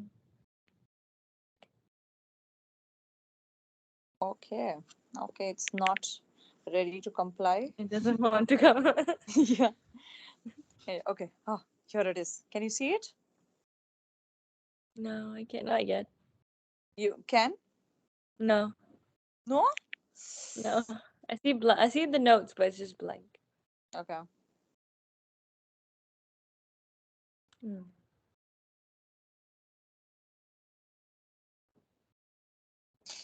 Okay. Can you see it now? I can see the screen. Yeah, it's back. Okay. So Yeah. stool osmolality test, if it is hypoosmolar or hyperosmolar, means there is some problem. That's not Hmm. normal. That's not normal diarrhea. So if it Yeah. is hypoosmolar, means they have added water from outside. Okay. Yeah. And if it is hyperosmolar, means they have added some concentrated fluid, most commonly urine from outside in the Oh. sample. Okay. So number one is stool osmolality test. It should be normal. If the diarrhea is really organic, then it should be around 290. Hypo, then Mm. water, hyper, then urine. Again, I haven't seen any detailed questions on these things. Just these things you have to know. But this is just to Okay. for our understanding, and we can remember better. Another is stool Okay. electrolyte. So normally in the stool, everything is at a normal level. But if you see that there is more magnesium or more phosphate, means that they have used these osmotic laxatives, which contains magnesium and Mhm. phosphate. So that is why you have to check the stool electrolyte, because majority, like common laxatives, they have magnesium and phosphate. Yeah. And last, this is two three questions on this one, that is stool osmotic gap. So Hmm. it's either less than 50, 50 to 125, and more than 125.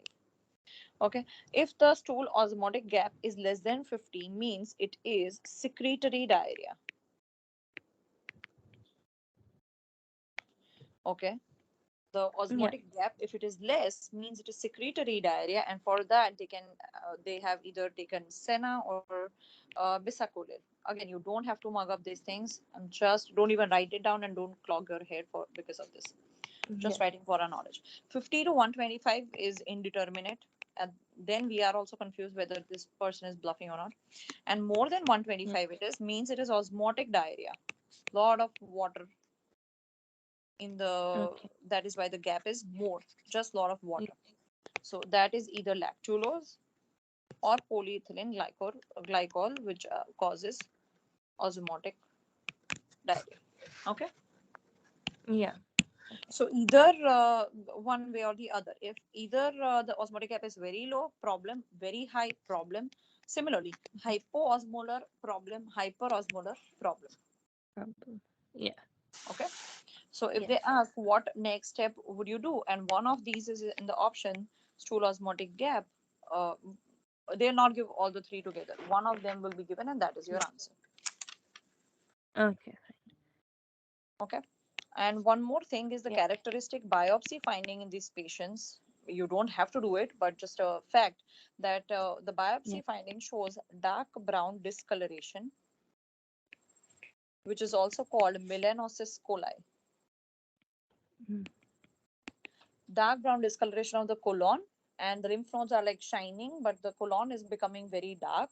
That is called Yeah. melanosis coli. It is very commonly seen when they use these laxatives.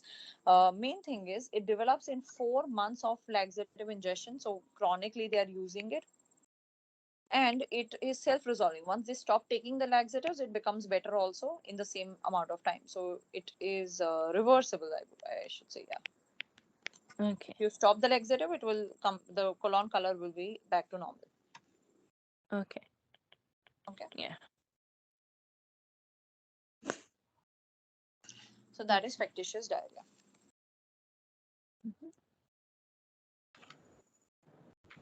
All right, then we have approach to a straining infant.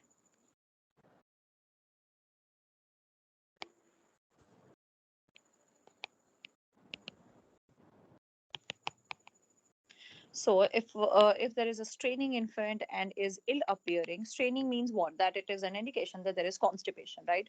So ill appearing child with constipation, then there are then you have to check for the red flags, and it's a completely different story. There can be Hirschsprung disease, cystic fibrosis, lot of other problems. So we are not focusing on this one. Main thing is if the child is well appearing. So if there is a straining infant and well appearing infant, then the next thing is to check for the stool. If the stool is loose with or without mucus and blood, then what is it? Mm. Will it be enterocolitis? Yeah, No. it can be either proctocolitis or enterocolitis. Because if Yeah. mucus and blood is there, means it is procto. If it is not Mm. there, Oh, then it is entero, yeah. right? Other Yeah. type is if the stool is normal. The infant is straining, but the stool is normal. And the third type is the stool is hard pellet like. So if it is hard and pellet like, you know that it is, what is it? Constipation. Constipation. Very good. It is Constipation. functional constipation. There can be anal fissures associated with it, and the treatment is going to be simple. Just give them the routine things like prune juice. What else can be given? Any medications Got it. later on if needed. Otherwise, that is just normal constipation. But important Yeah. is the normal stool. This is the old important thing. So if there is a straining infant but the stool is normal, then it is called normal infant dyschezia.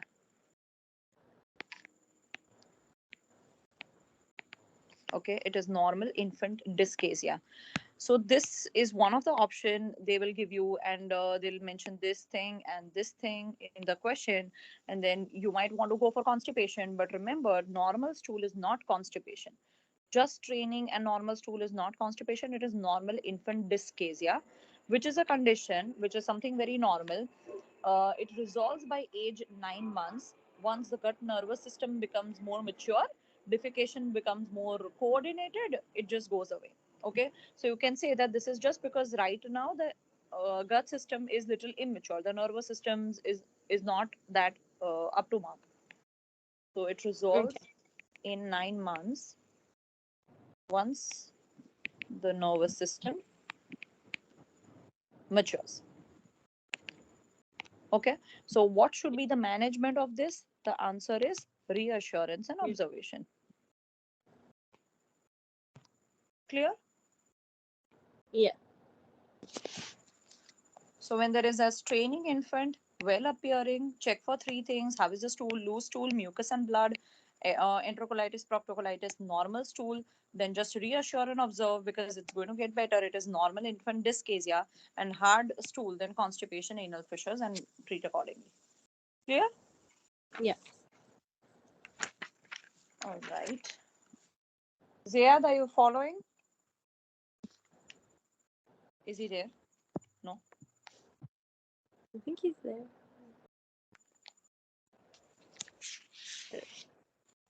I cannot go out and see it. No, he's on chat. Okay, he's on the chat. Okay. Zayad, are you there? Are you listening? No? Wow. He must be doing something. I'm just kidding. Yeah, must be listening. Let's keep it that way. Okay, I'm just looking for a chart.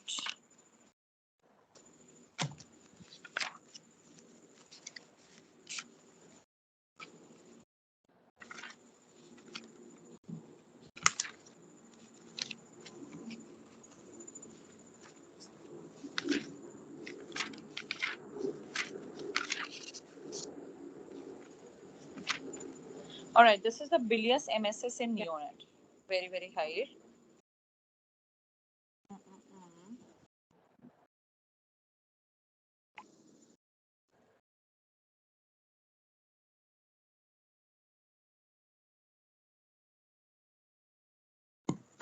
A very high topic, that is diverticula in the diverticula of the GI tract, either diverticulosis or diverticulitis.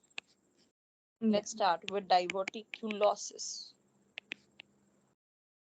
This is nothing but this is the tract. Because of increased pressure, there is going to be an outpouching of this wall.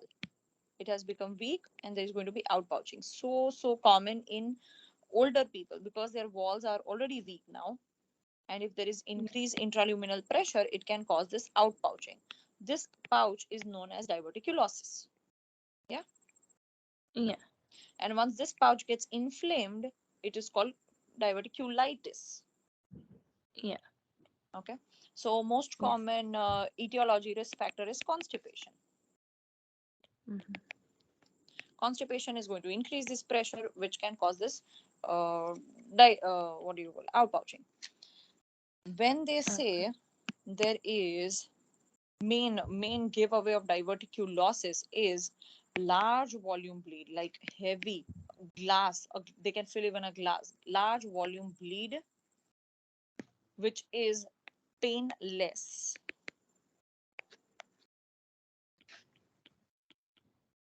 Yeah. Okay, there is. I saw a case few months back where a patient came with this similar presentation.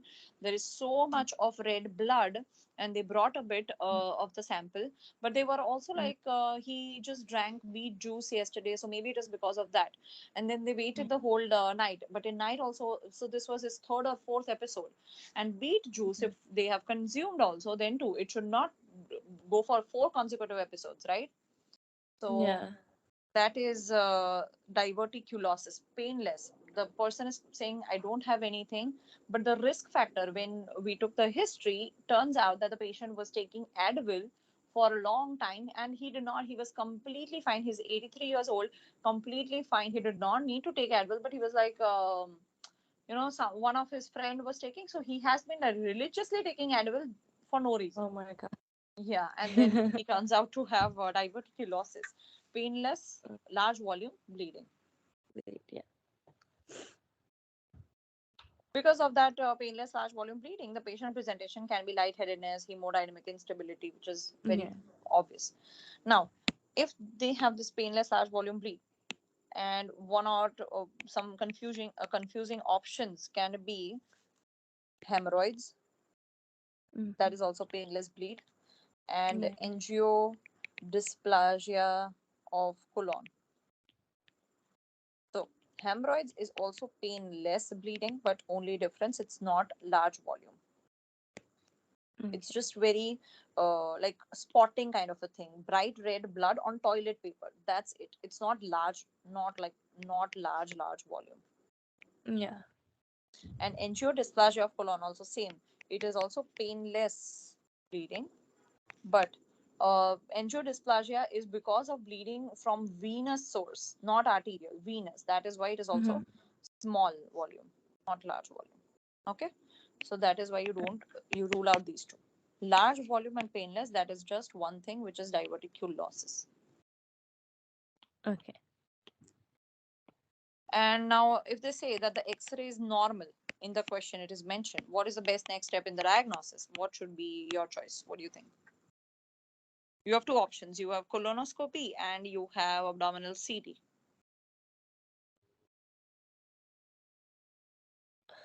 CT? It can be Actually, no. hmm. You could do colonoscopy. Yes, so Agenda. this one for like definitive diagnosis, if you want, it is colonoscopy.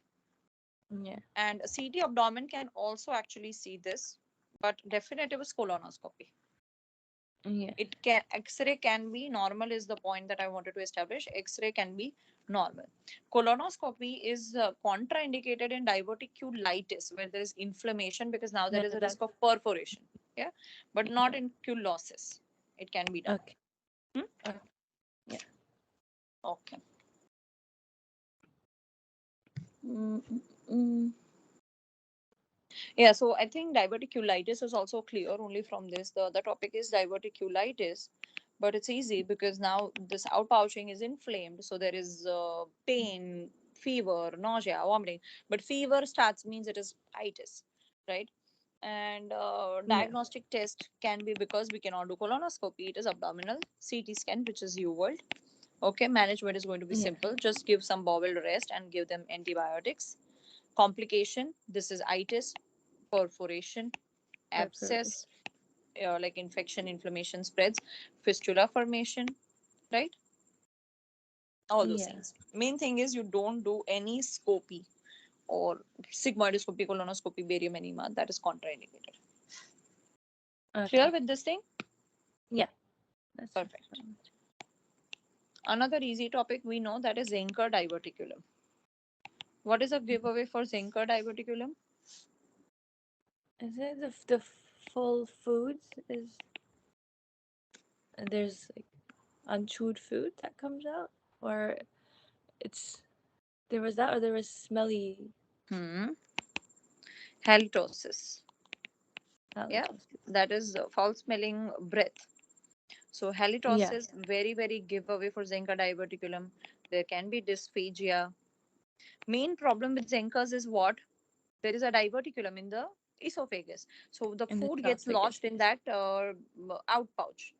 outpouching, whatever. Yeah. The pouch in that pouch, there is a lot of food. It is not going down and just get clogged there. That is why there is halitosis. There can be regurgitation. There can be Hmm. aspiration because of that, right? It is also very common in age more than 60.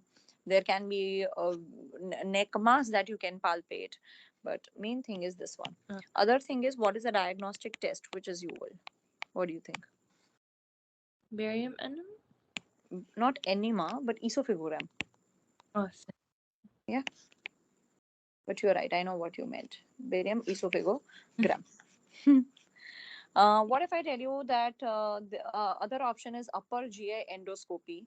And there, okay, barium is not there in the option. You have two options: esophageal manometry or upper GI endoscopy. What would you go for? oh.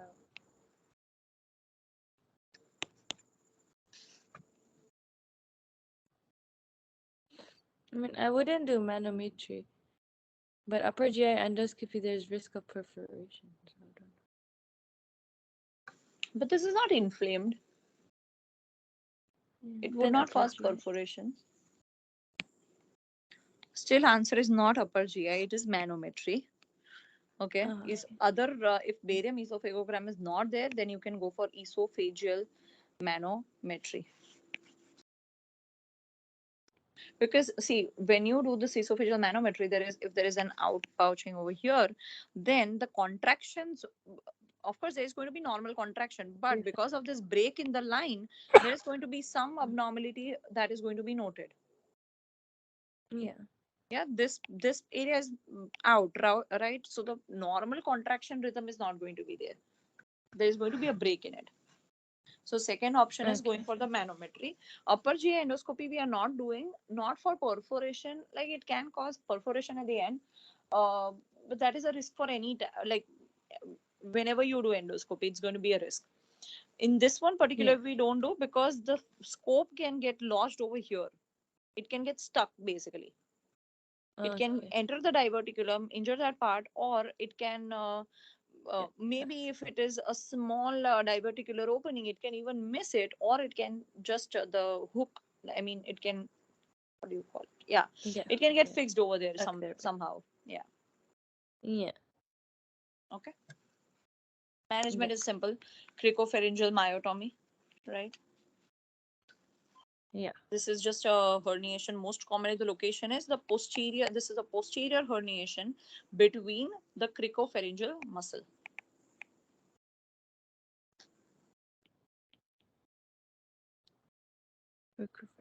Okay, that is Meckel's diverticulum.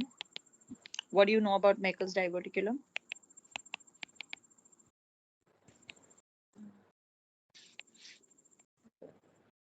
Michael's diverticulum. It's like, you know, Remember the rule of twos. yeah.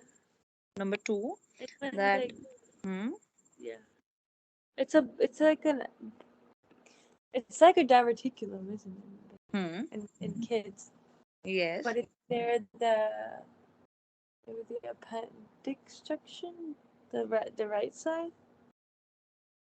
okay. Hmm?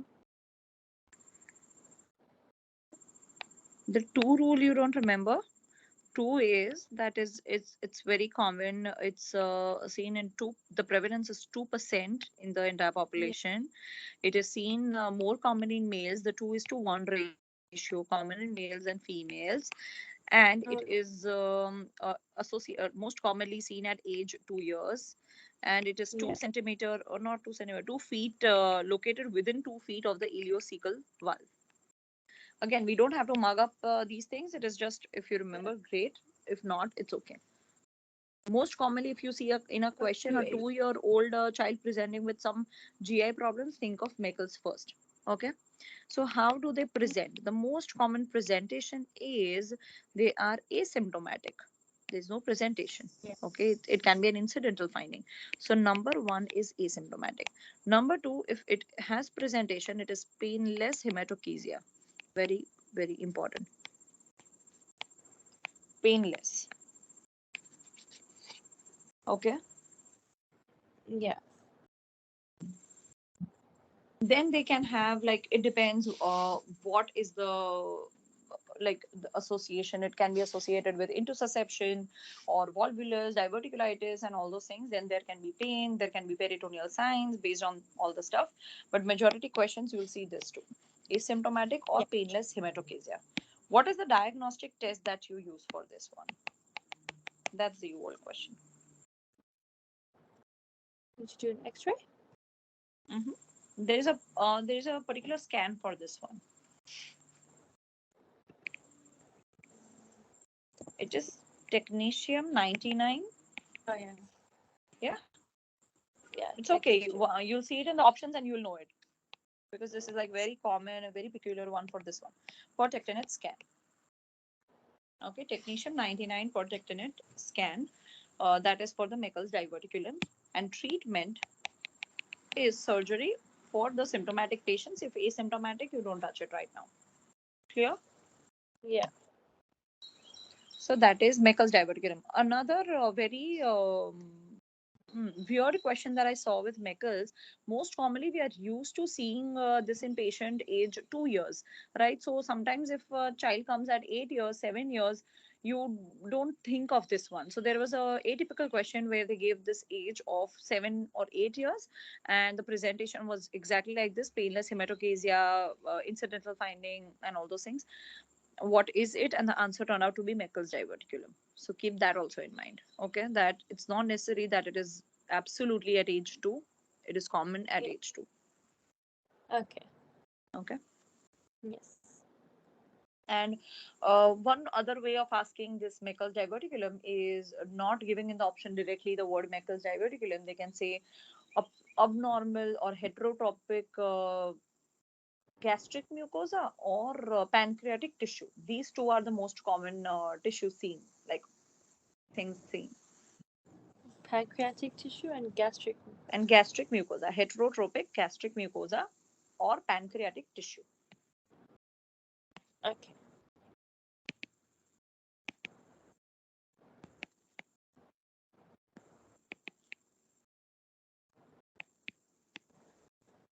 Okay, Yeah. perfect. Then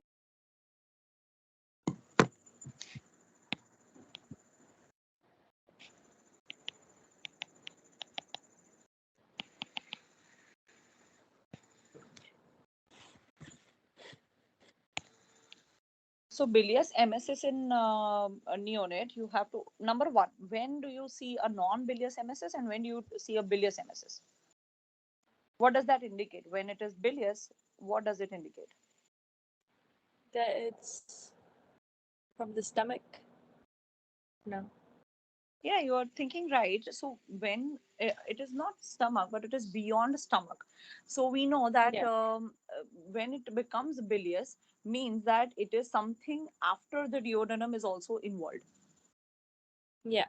Yeah, because remember Yes. like this, that from the duodenum you get the green color. It releases this bile and you get the green color. So before duodenum, if there is a problem, then it is going to be non-bilious MSS, like pyloric stenosis, right? Mhm. Once the duodenal part gets involved, it becomes biliary MSS. Okay. Okay. So when it is So, above, if this is the stomach, no, no, no, not this is the stomach. This is the stomach. Then, if it is something up till this mark, it is going to be non-bilious, and something mhm. beyond this part, it is going to be bilious. Yeah. So Okay. beyond the stomach. Beyond the stomach is bilious. All right. So number one thing, if a child, if a neonate presents with bilious MSS and is unstable, hemodynamically unstable, what is the best next step? What do you think? Just guess. Laparotomy. Laparot. Very good. Surgery. Emergency, yes. Emergency laparotomy. You are perfectly right. Just open up the patient and check what is the problem. But if a child is stable, okay, and has biliary MSS, then what would be stable means, for example, in the question, things like patient is fussy, has two to three occurrences of vomiting, some, so indicating that there is some problem but is still stable. There is no air under the diaphragm, past meconium on the first day, like all those things are just indicating that Mhm. right now the condition is stable. So in that case, the next best step would be what? What do you think? Imaging. Very good. So do an abdominal X-ray first. Yeah. Okay, first best next step is X-ray. Now in the X-ray, you'll be able to see four things. Number one is free air under the diaphragm. If you see free air, then what to do next? Oh, laparotomy. Isn't it? Very good. Or So yeah. no, you're right. If you have free Mhm. air, means maybe there is some kind of perforation, right? So you directly want to go for laparotomy. So that is clear. Then another is dilated bowel loops. So here is a trick part. They have not added this to the UWorld chart, but I want to add it from my experience of getting questions wrong. That after seeing that the patient has dilated bowel loops, the next thing is to check for the rectal tone. Okay. Okay, always check the rectal tone. Whether and how do you check that? That was there a passage of meconium in the first day or not? Mhm. That indicates the rectal tone. Okay. Uh, okay. If there is increased rectal tone or delayed passage of meconium, which is one and the same thing, delayed. So if in the question it is mentioned that there was no passage of meconium on the first day, Yeah. then you have to do the next best step is to do contrast enema. Why are you doing this contrast enema? To localize what zone is involved or what area is involved. In this contrast enema, you can find out two things. Number one, microcolon involvement or rectosigmoid transition zone involvement. If the microcolon is seen, then it is meconium ileus. And if the rectosigmoid transition zone is seen, that is Hirschsprung disease.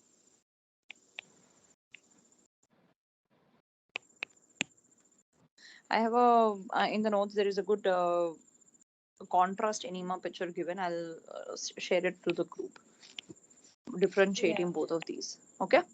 But Yeah. number one thing is, if you have dilated bowel loops, then you have to check what is the cause of blockage. See, whenever, if this, for example, I'm just drawing very happy that this is, for example, intestine, right? If you have some kind of blockage over here, it is going to cause this backflow, which is going to cause this loops to dilate, right? That's the basic thing. They are going to become dilated. Now you have to check that which area the blockage is, right? One thing, the entire colon is becoming shrinked and small, that is microcolon, which is meconium ileus, or there is just that loss of these no, sympathetic nerve fibers in the end part, which is causing this Hirschsprung disease, right? So whenever you see dilated loops of bowel, you have to differentiate between these two, Okay. right? Yeah. Okay, so differentiating these two. Then the next thing is, if this one, if the rectal tone, even if you say dilated bowel loops, but next thing, the rectal tone is normal, means there was passage of meconium on the first day, absolutely normal. Or if the x-ray shows everything is normal, does not show anything, in that case you have to do upper GI series.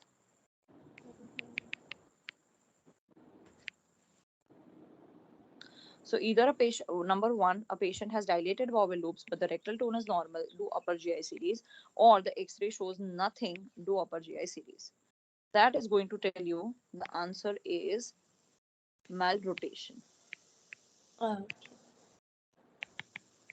Okay. yeah.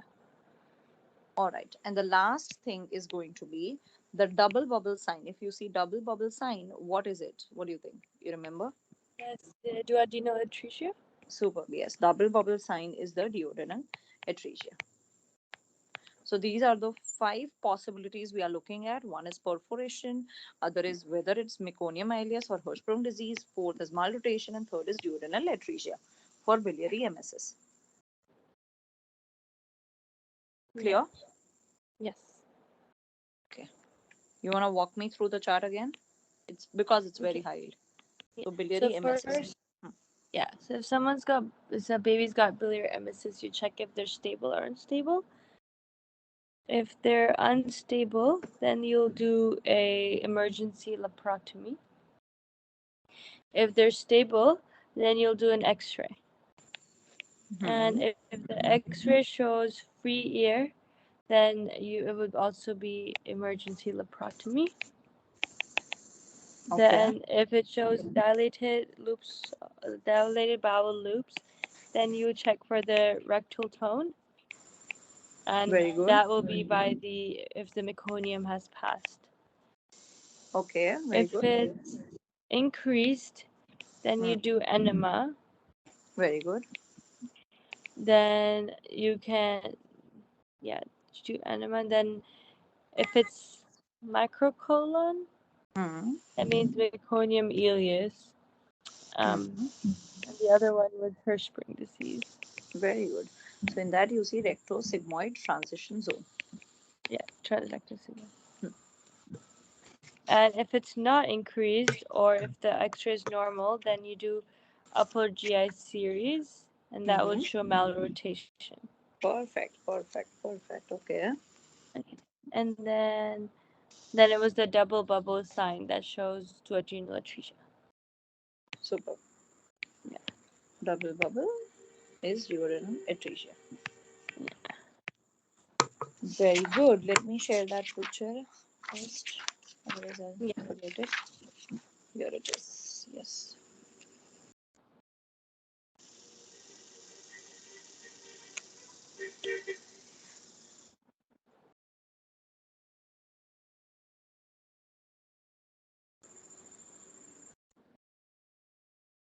I sent it to the group. Did you? Can you see it? Yeah. Oh, it's interesting.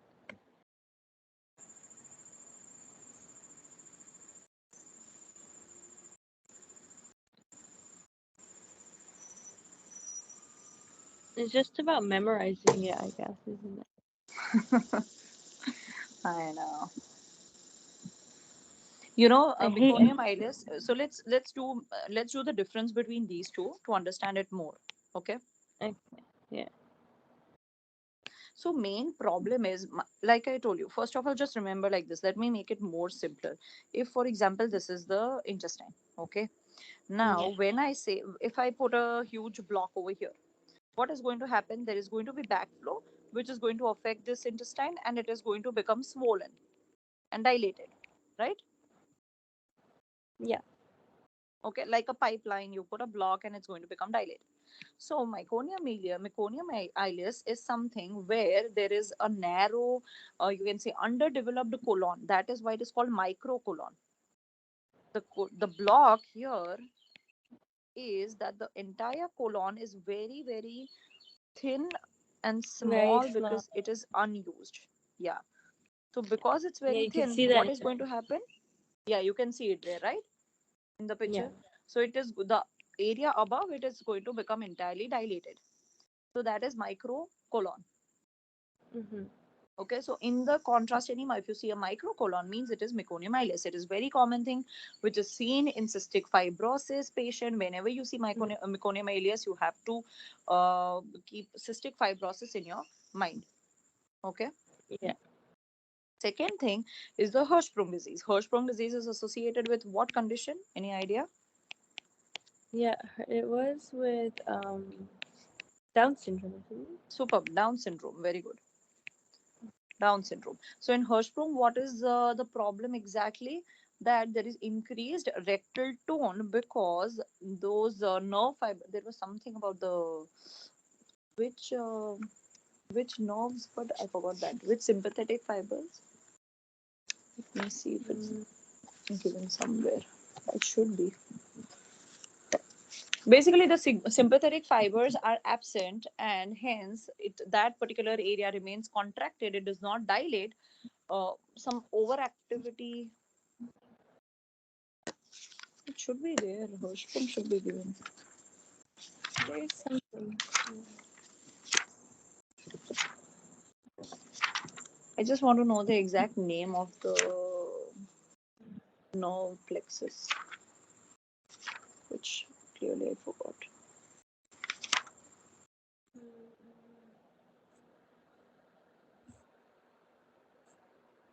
It's the ganglionic cells.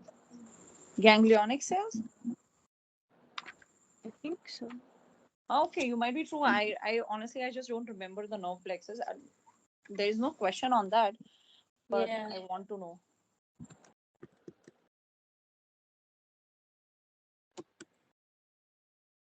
Mm,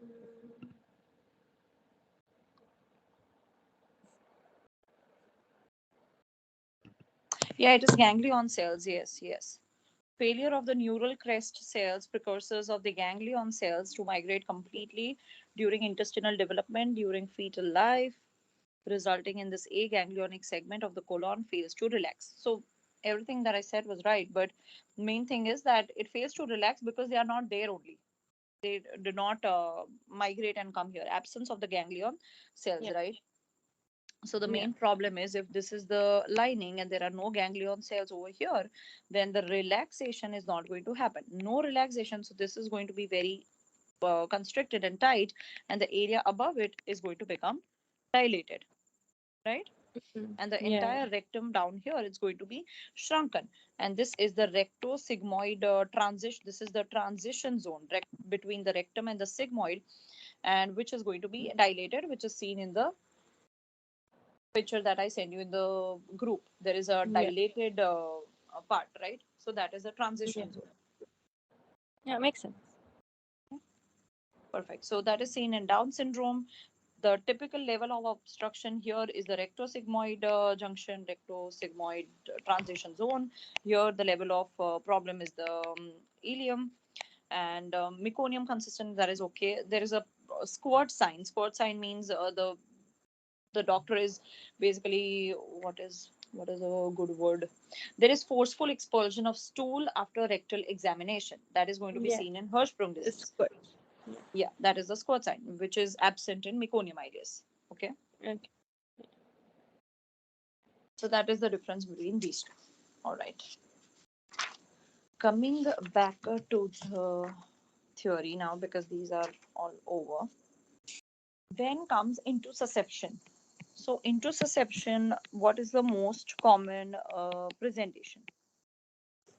Any That's guesses? when Hmm. they get the they get sudden abdominal pain and they put their legs to their abdomen. Super, That very good, very good, very very good.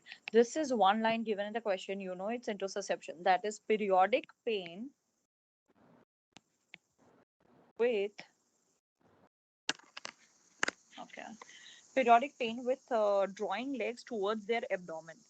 If this line is yeah. given, you know it's intussusception. What is the line for GERD? GERD.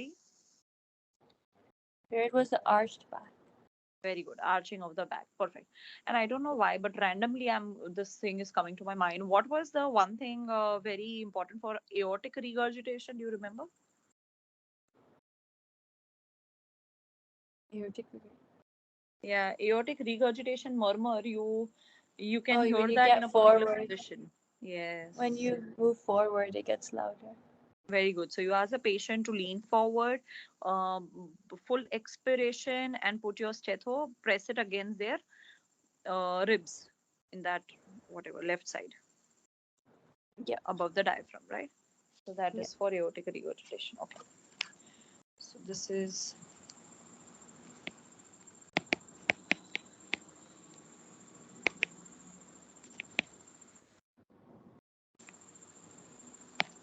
okay.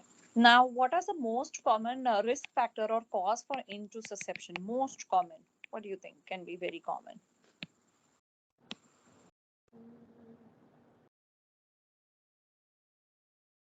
Any if they have any other problems with the bowels, Okay, very good. So if they like have some from pathologic lead points yeah, like Meckel's or a Meckel. tumor or a polyp or a celiac disease, anything, right? Yeah, So that is yeah. true.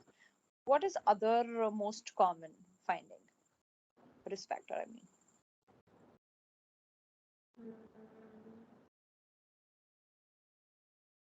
Premature? Mm-hmm. Mm-hmm.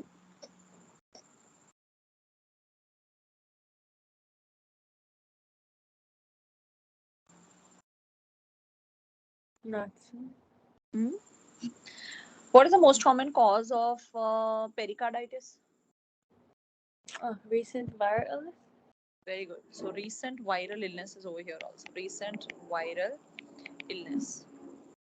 Yeah, I don't know why I'm just why this cardio associations are coming to my mind. yeah. It was Cardio's on your mind. I don't know why. Yeah, so recent viral illnesses or rotavirus vaccine, but most commonly they'll give you recent viral illness that had sore throat, had not sore throat, but had cough or anything last week, or had gastroenteritis last week, something like that. Okay, and the other causes that you already mentioned are the pathologic lead points, that is Meckel's diverticulum and stuff. Clinical Yeah. presentation. What is other than this thing that is drawing legs towards abdomen? Other The, findings that you know? the current jelly stools, Superb. and there's uh, a shaped mass on the abdomen. Very good. Sausage shaped abdominal mass. Perfect. Perfect. When you try to palpate it, you can feel a sausage shaped mass. Yeah. Mass in the right upper quadrant. Other thing is that they are in so much pain that you cannot console them. They are crying like crazy. Okay, they have this and that is, I think we mentioned here, right? Periodic pain. It is episodic. It's coming and going. It is episodic pain and unconsolable cry because they are very much in pain. What should be the treatment of this one? Intussusception. Oh, it was they've given enema, isn't it, to try to reduce it? Which one? Enema? Enema. Right, right, right. So either air enema or water enema Yeah. to so basically what is the problem if this is the gut? What is happening? Intussusception means that this gut somehow gets pushed in and it becomes like this, right? I mean, I'm not drawing it in a perfect way, but it you can imagine that it just gets sucked in. Some part of the gut gets sucked in back again, and that is the intussusception. So you have to create some kind of suction or some pressure that can bring this back to normal, and it can become like this, right? Yeah. Right now it is Yes. sucked back in. You want to push it out and make it normal. So you give air enema or water enema and push it and get it back to normal. Make sense? Yes. Perfect. So that is your question is the treatment, the enema. All right, that is about intussusception. Most common cause of intussusception is what? Recent viral illness. Ischemia. There are, first of all, two types of mesenteric, acute and chronic. Let's start with acute. Now, as the word suggests, it's easy actually. There's nothing to mug up in this one. It's easy. Mesenteric ischemia means the blood supply to the mesentery is cut somehow, and that is causing ischemia, Yeah. right? So, what can be the causes? Because of that, the blood supply is cut, and something acute. So, either there is atherosclerosis, which has just thrown an embolus, right, which can Yeah. block the vessels in the mesentery. Yeah. So, atherosclerosis, or if there is a thrombus or vegetation in the heart which can throw an embolus, so a cardiac Mm-hmm. condition throwing an embolus, or if a patient has any hypercoagulable condition underneath. Make sense? Yeah. Easy. Yeah. So most commonly they can give you questions like a patient has had an acute mi 4 weeks ago, 4 weeks ago. So Mm. now maybe there is a complication of that acute mi, and that is causing either rupture or something. And like, see, after 4 weeks there can be either the wall rupture or septum rupture. That can cause what? Hypotension. Hypotension means what? That the watershed areas in the mesentery are going to get affected, and that can cause Yeah. this acute mesenteric ischemia. Yeah. Or Yeah. Yeah. patient undergoing any catheterization, any kind of procedure, where also because of atherosclerosis there can be a thrombus that can get released. So any Mm. cardiac procedure, keep an eye for acute mesenteric ischemia. Yeah. Main thing is the clinical features. Tell me, what is one of the classic finding for acute mesenteric ischemia? There's abdominal pain without like out of proportion abdominal Yes, pain. super. Pain out of proportion. There are only 4 to 5 conditions where we have pain out of proportion. Yeah. Let's quickly revise those. So one is this, then anything else that you know causes pain out of Compartment, proportion. compartment syndrome. Very good. Compartment, then Mm,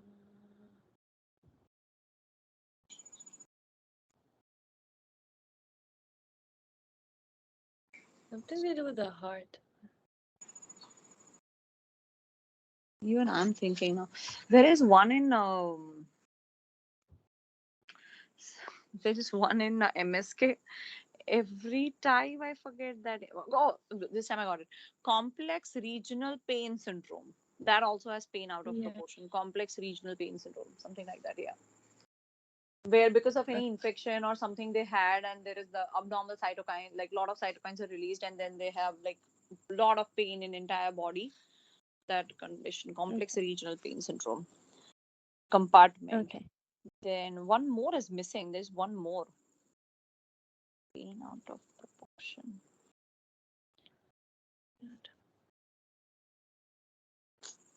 Oh my god, I was so good with these four names. I Ischemic forgot one. limb? Which one? But ischemic limb won't be out of proportion.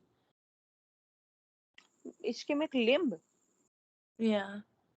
That is compartment only, no? Yeah. That just comes with compartment. Yeah, that is same.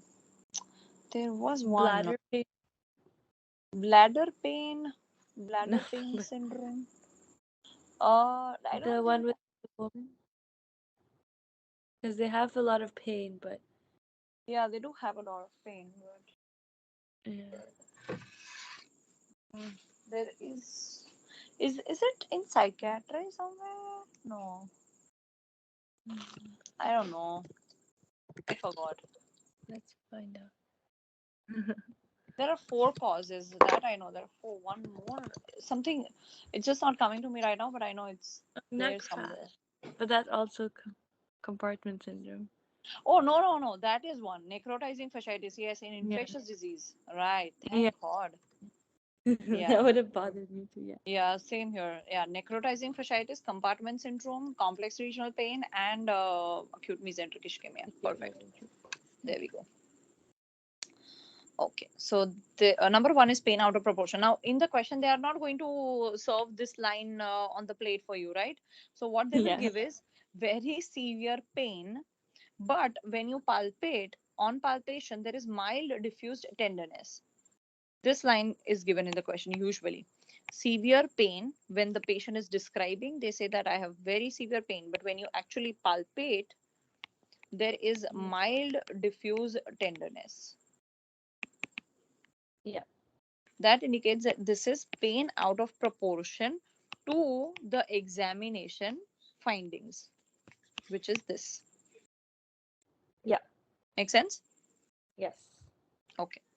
Another clinical feature is going to be periumbilical pain, but I wouldn't say that this is like giveaway, because Mm-hmm. again this can be there in appendicitis also. It can start with Yeah. periumbilical and then go to the side.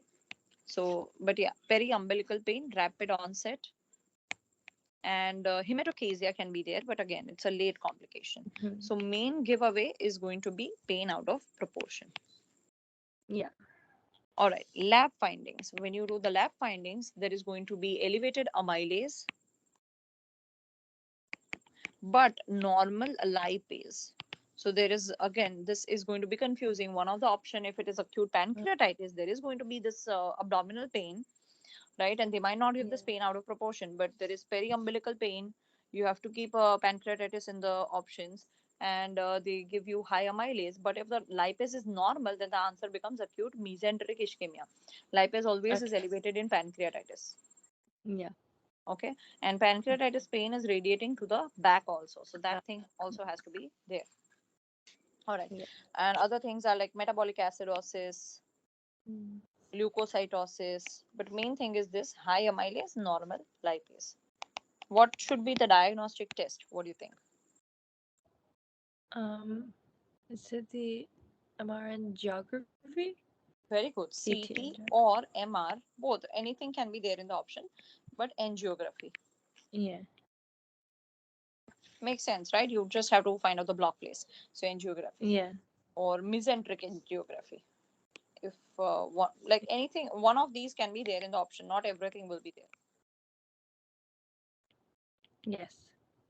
Mesenteric for more like particular location, more detailed. That is mesenteric. All right. So that Yes. is acute mesenteric ischemia. Clear? Yeah. Then we have chronic mesenteric ischemia. Chronic mesenteric most common cause is same only, that there is the blood supply is affected, Yeah. that is causing ischemia. But because it is chronic, the patient, the cause will have atherosclerosis. So the atherosclerosis is slowly building up in these mesenteric vessels and now causing a Mm-hmm. block.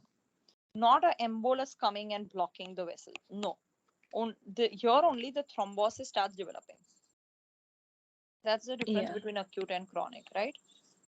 Yeah. Okay. No embolus. That location only slowly there is build up and causes thrombosis. So Yeah. atherosclerosis, smoker, dyslipidemia patient. Clinical features giveaway for this one is postprandial epigastric pain and food aversion. They don't want to eat anything. Mm-hmm. Okay. Crampy postprandial epigastric pain and food aversion. They are not able to basically eat anything. There can be a diagnosis can have abdominal bruit. Mm-hmm. Makes sense, right? If you have renal artery stenosis, you can have abdominal bruit. You have Yeah. mesenteric artery stenosis because of this atherosclerosis, you can have that bruit also, right? Which is again a giveaway Yeah. for chronic mesenteric ischemia. And what is the diagnostic test? Same, CT angio. Yeah. Yeah. Management, revascularization. That's the only thing. You have to restore the blood supply. Okay, another thing which is a giveaway is if you do an abdominal CT or an X-ray and you see calcification, it is this. In GI, whenever you see calcification, you know that Yeah. it is going to be chronic ischemia, mesenteric ischemia, Okay. calcified vessels. Yeah. Makes Clear? sense. So that is chronic mesenteric ischemia, postprandial epigastric pain, food aversion, bruit, and calcification. Yeah. Last is ischemic colitis.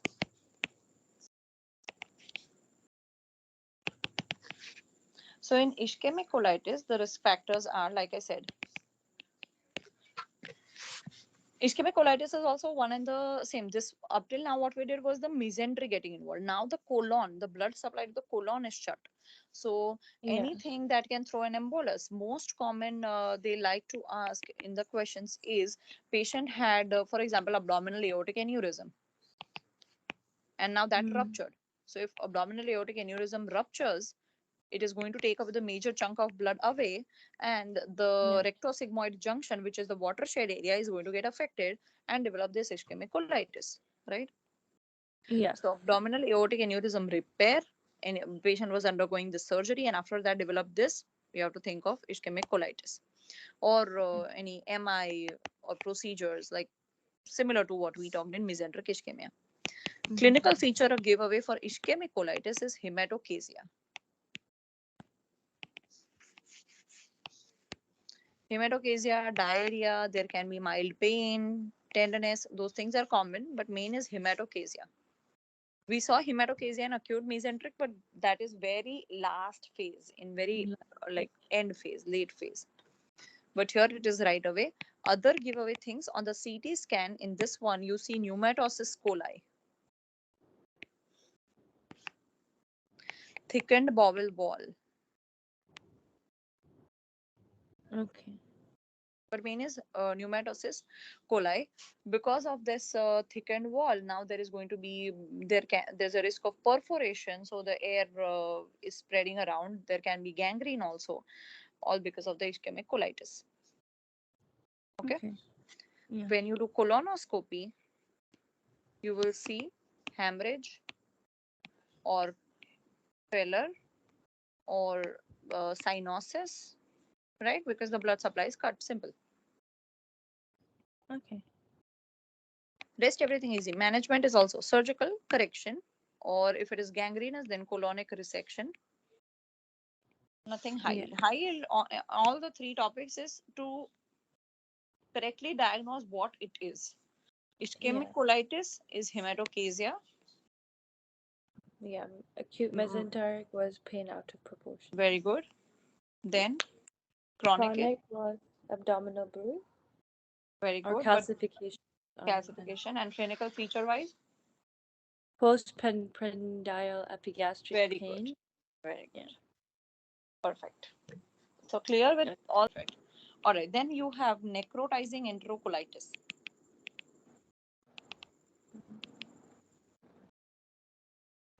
Necrotizing enterocolitis, what are the risk factors? What is the most common risk factor for this one? That's the one that's premature. Yes, that's the one.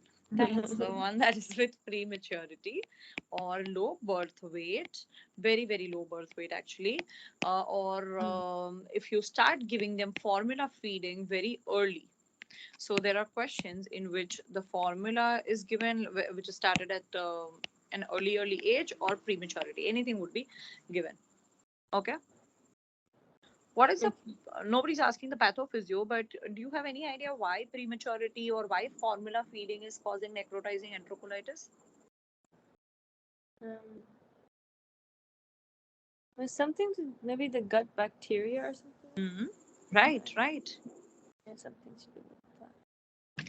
So what happens is that if you give them formula feeding very early on in their age, or if they are highly premature, their gut system is weak. I mean, not weak, but immature is the word, right? So if it's a premature baby, their gut system is already immature, or and on top of it, if you add formula or you give formula, what happens that this commercial formulas or the mother's milk, they become like a you can say like a substrate for the bacteria to grow more and more. Okay, bacteria start eating this food that you're feeding from outside, and because of the prematurity, adding one more factor, because of the prematurity, the intestinal wall is still poorly perfused because the gut lining and the vessels and everything is not well developed. Because of the poor perfusion, the ability to digest this formula and the milk is low. You cannot digest that. If you cannot digest it, it stays longer in the tummy, and the bacteria party still keeps on going because they have a lot of food, right? So more and more bacteria comes from everywhere, that okay, there we have a lot of food, come over here. So all the bacteria from entire gut gathers in one area and does this whole party where now they are gas producing bacteria, and all the different types of bacteria come together and starts producing inflammation and necrosis. Okay. Make sense? Yeah. Yeah. So main Yes. problem is because of the prematurity, the food is not getting digested. It stays longer in the gut, so all the bacteria keeps on feeding on it, growing and becoming stronger. Most of the gas forming bacteria start forming that gas, and this causes an inflammation in that area and causes necrotizing enterocolitis. Okay. Make sense? That is why it Yeah. is very common in premature So the food stays there longer. or early formula. Hmm? Yeah. Sorry. It stays there in the gut longer. Yes. Yes. All right. So when you do their X-ray, you will see pneumatosis intestinalis. Like I said, the gas forming bacteria starts producing this all the gas. That is Mm-hmm. pneumatosis intestinalis, where you have air in the uh, gut, in the bowel lining. Mm-hmm. There can be pneumoperitoneum, all one and the same thing. Basically, air. Just remember air. Pneumo word will be there in the question. Treatment is Okay. simple. You just go for supportive Perfect. care, give them bowel rest. Other thing is you start them on IV antibiotics, Mm-hmm. and depending on how the gut looks like, you have to decide for surgery. But not seen a single question on the management. Always a question on what is it, and the answer is necrotizing enterocolitis. Okay. What is it? Okay. Yeah.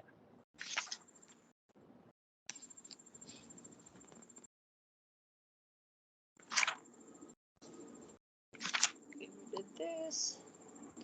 It's there in step 2, that is IgE and non IgE mediated food allergies. Okay. So the most easy one, that is IgE mediated. Now IgE mediated, so something that we are very familiar with, that is anaphylaxis. And we know how anaphylaxis presents, right? It is going to be very immediate within 1 hour of ingestion of that particular substance. And there is urticaria, there is vomiting, there is wheezing, there can be angioedema, hypotension, rash, all those things. The classic anaphylaxis reaction. Okay. Yes. So that is not a major topic of concern. You just need to know that it exists. Main thing is the non IgE mediated. Two things: food protein induced proctocolitis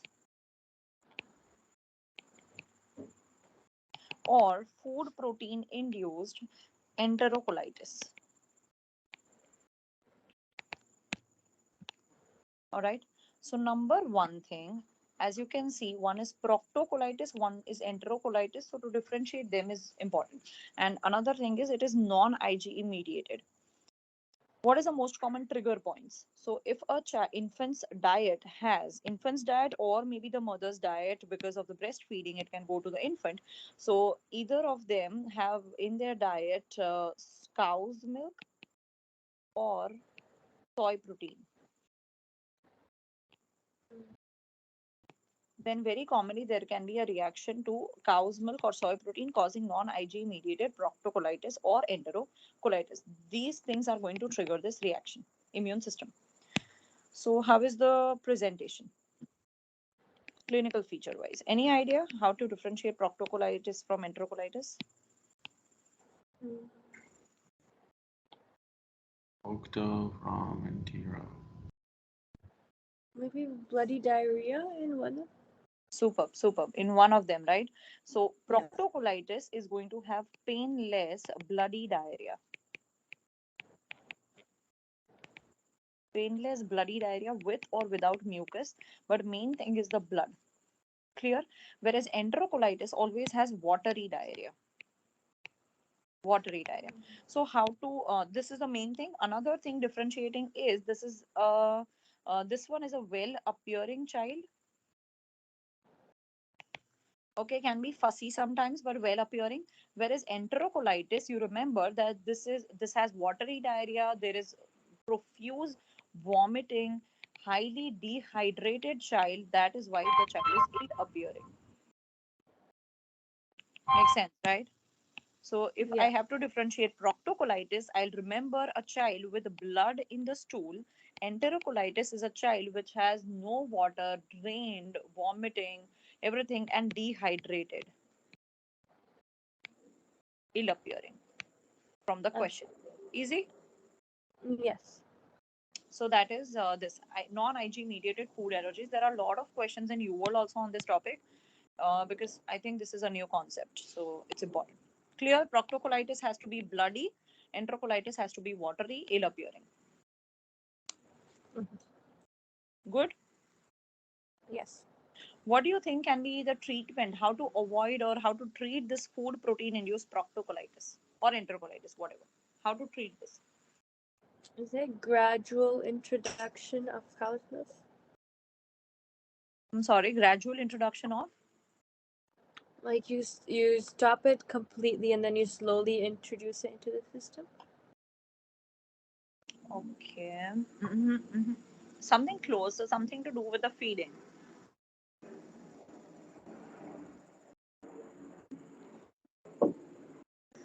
If they have reaction to this cow's milk or soy protein, then better is to switch them to hypoallergenic hydrolyzed formulas, Oh yeah. right?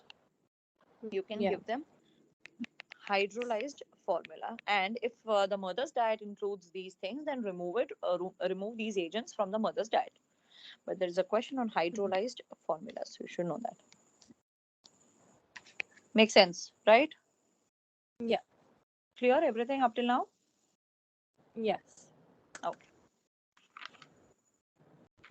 All right. Then we have, yes, actually. Mhm. Okay. So, starting with colorectal cancer screening. Yeah. Colorectal cancer screening. Number one is a family history. If a patient has family history of adenomatous polyps or colorectal cancer in first degree relatives, you start screening them at the age of 40 years or 10 years before the age of diagnosis in the relative. Right? Okay. Main thing is Yeah. repeat colonoscopy every 3 to 5 years. Okay. Okay. Number two, inflammatory bowel disease. If a patient has history of ulcerative colitis or Crohn's in Mm-hmm. the patient himself has this, then you begin the screening at 8 years post diagnosis. 8 years, okay. So today, if they got diagnosed with ulcerative, then after 8 years, you have to start the colonoscopy. Yeah. Clear? Yeah. Now repeat colonoscopy every 1 to 2 years. Okay, and Yeah. that also main thing is colonoscopy with biopsy plus biopsy every 1 to 2 years. Okay. Okay, only one condition where you have to take biopsies every 1 to 2 years is inflammatory bowel disease. Then, if a patient Okay. has familial adenomatous polyposis, Yeah.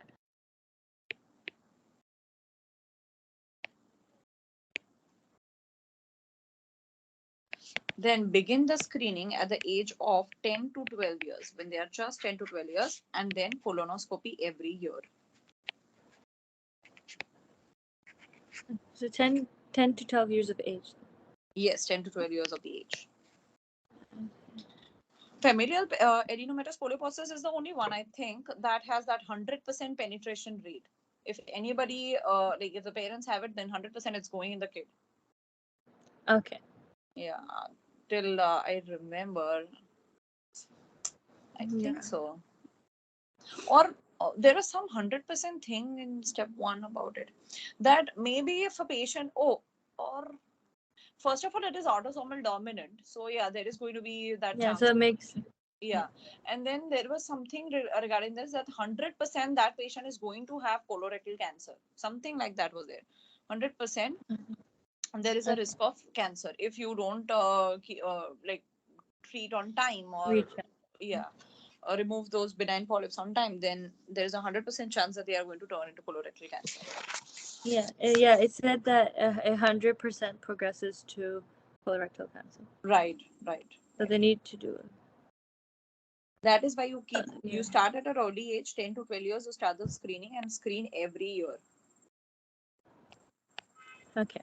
Okay. And last is hereditary non-polyposis colorectal cancer, which is Lynch syndrome. So in Lynch syndrome, you have to begin the screening at age 20 to 25 years, and then repeat colonoscopy every 1 to 2 years. All right, let's quickly revise it. If the patient has family history of polyp or colorectal cancer, begin at age 40, repeat 3 to 5 years. That is the Yeah. only one where repeat every 3 to 5 years. Other than that, every year or 1 to 2, basically 1 to 2 every year, Yeah. one and the same. And Mhm. inflammatory bowel disease begin at the age of 8. Familial adenomatous, Eight inflammatory years. begin 8 years post diagnosis, not age 8. Yeah. Familial adenomatous polyposis 10 to 12 years, and hereditary 20 to 25 years. Yeah. Okay. All right. Very nice question. You tell me this: if a patient has diabetes, obesity, red meat consumption, and mm, had a history of radiation exposure due to blah blah blah reason, I don't know, but radiation Mhm. exposure.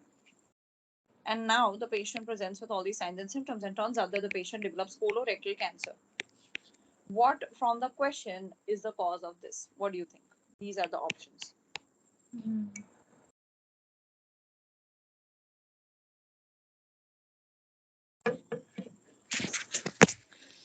Would it be prior radiation? Okay. Sure. No. Okay. Which of the following needs early screening? Like in like. mm, I want to say red meat consumption, but I don't know. okay. So first of all of these are risk factors for colorectal cancer. Okay. Everything can Yeah. cause colorectal cancer. I think I framed the question earlier wrong. Uh, the question is which of the like mm, from the question, the risk factors that are given in the question, Yeah. how would you have prevented this? So basically, for which factor you should start screening early? Are you getting what I'm trying to ask? Yeah. I think that's red meat consumption then. Yeah. So Because the that increase. answer is radiation. Oh, okay. Okay, so you were right before. Radiation exposure, if a patient had abdominopelvic radiation exposure due to any reason in the past, then that increases the risk of colorectal cancer 4 times than the normal. So you start Mm. screening at 30 to 40 years of age. Okay. Okay. Red meat can cause colorectal, obesity can cause diabetes, but they do not need early screening. One of the factors, smoking also. All these can cause CRC, but that does not mean you Yeah. will start screening them at like start doing colonoscopy in them earlier, right? Yeah. That's the point. Got it? Okay. Yeah. Makes sense. So abdomen. So in the list, in the 4 things that we were screening, we have to add a fifth one, which is abdominopelvic radiation exposure. Yeah. All right. Then coming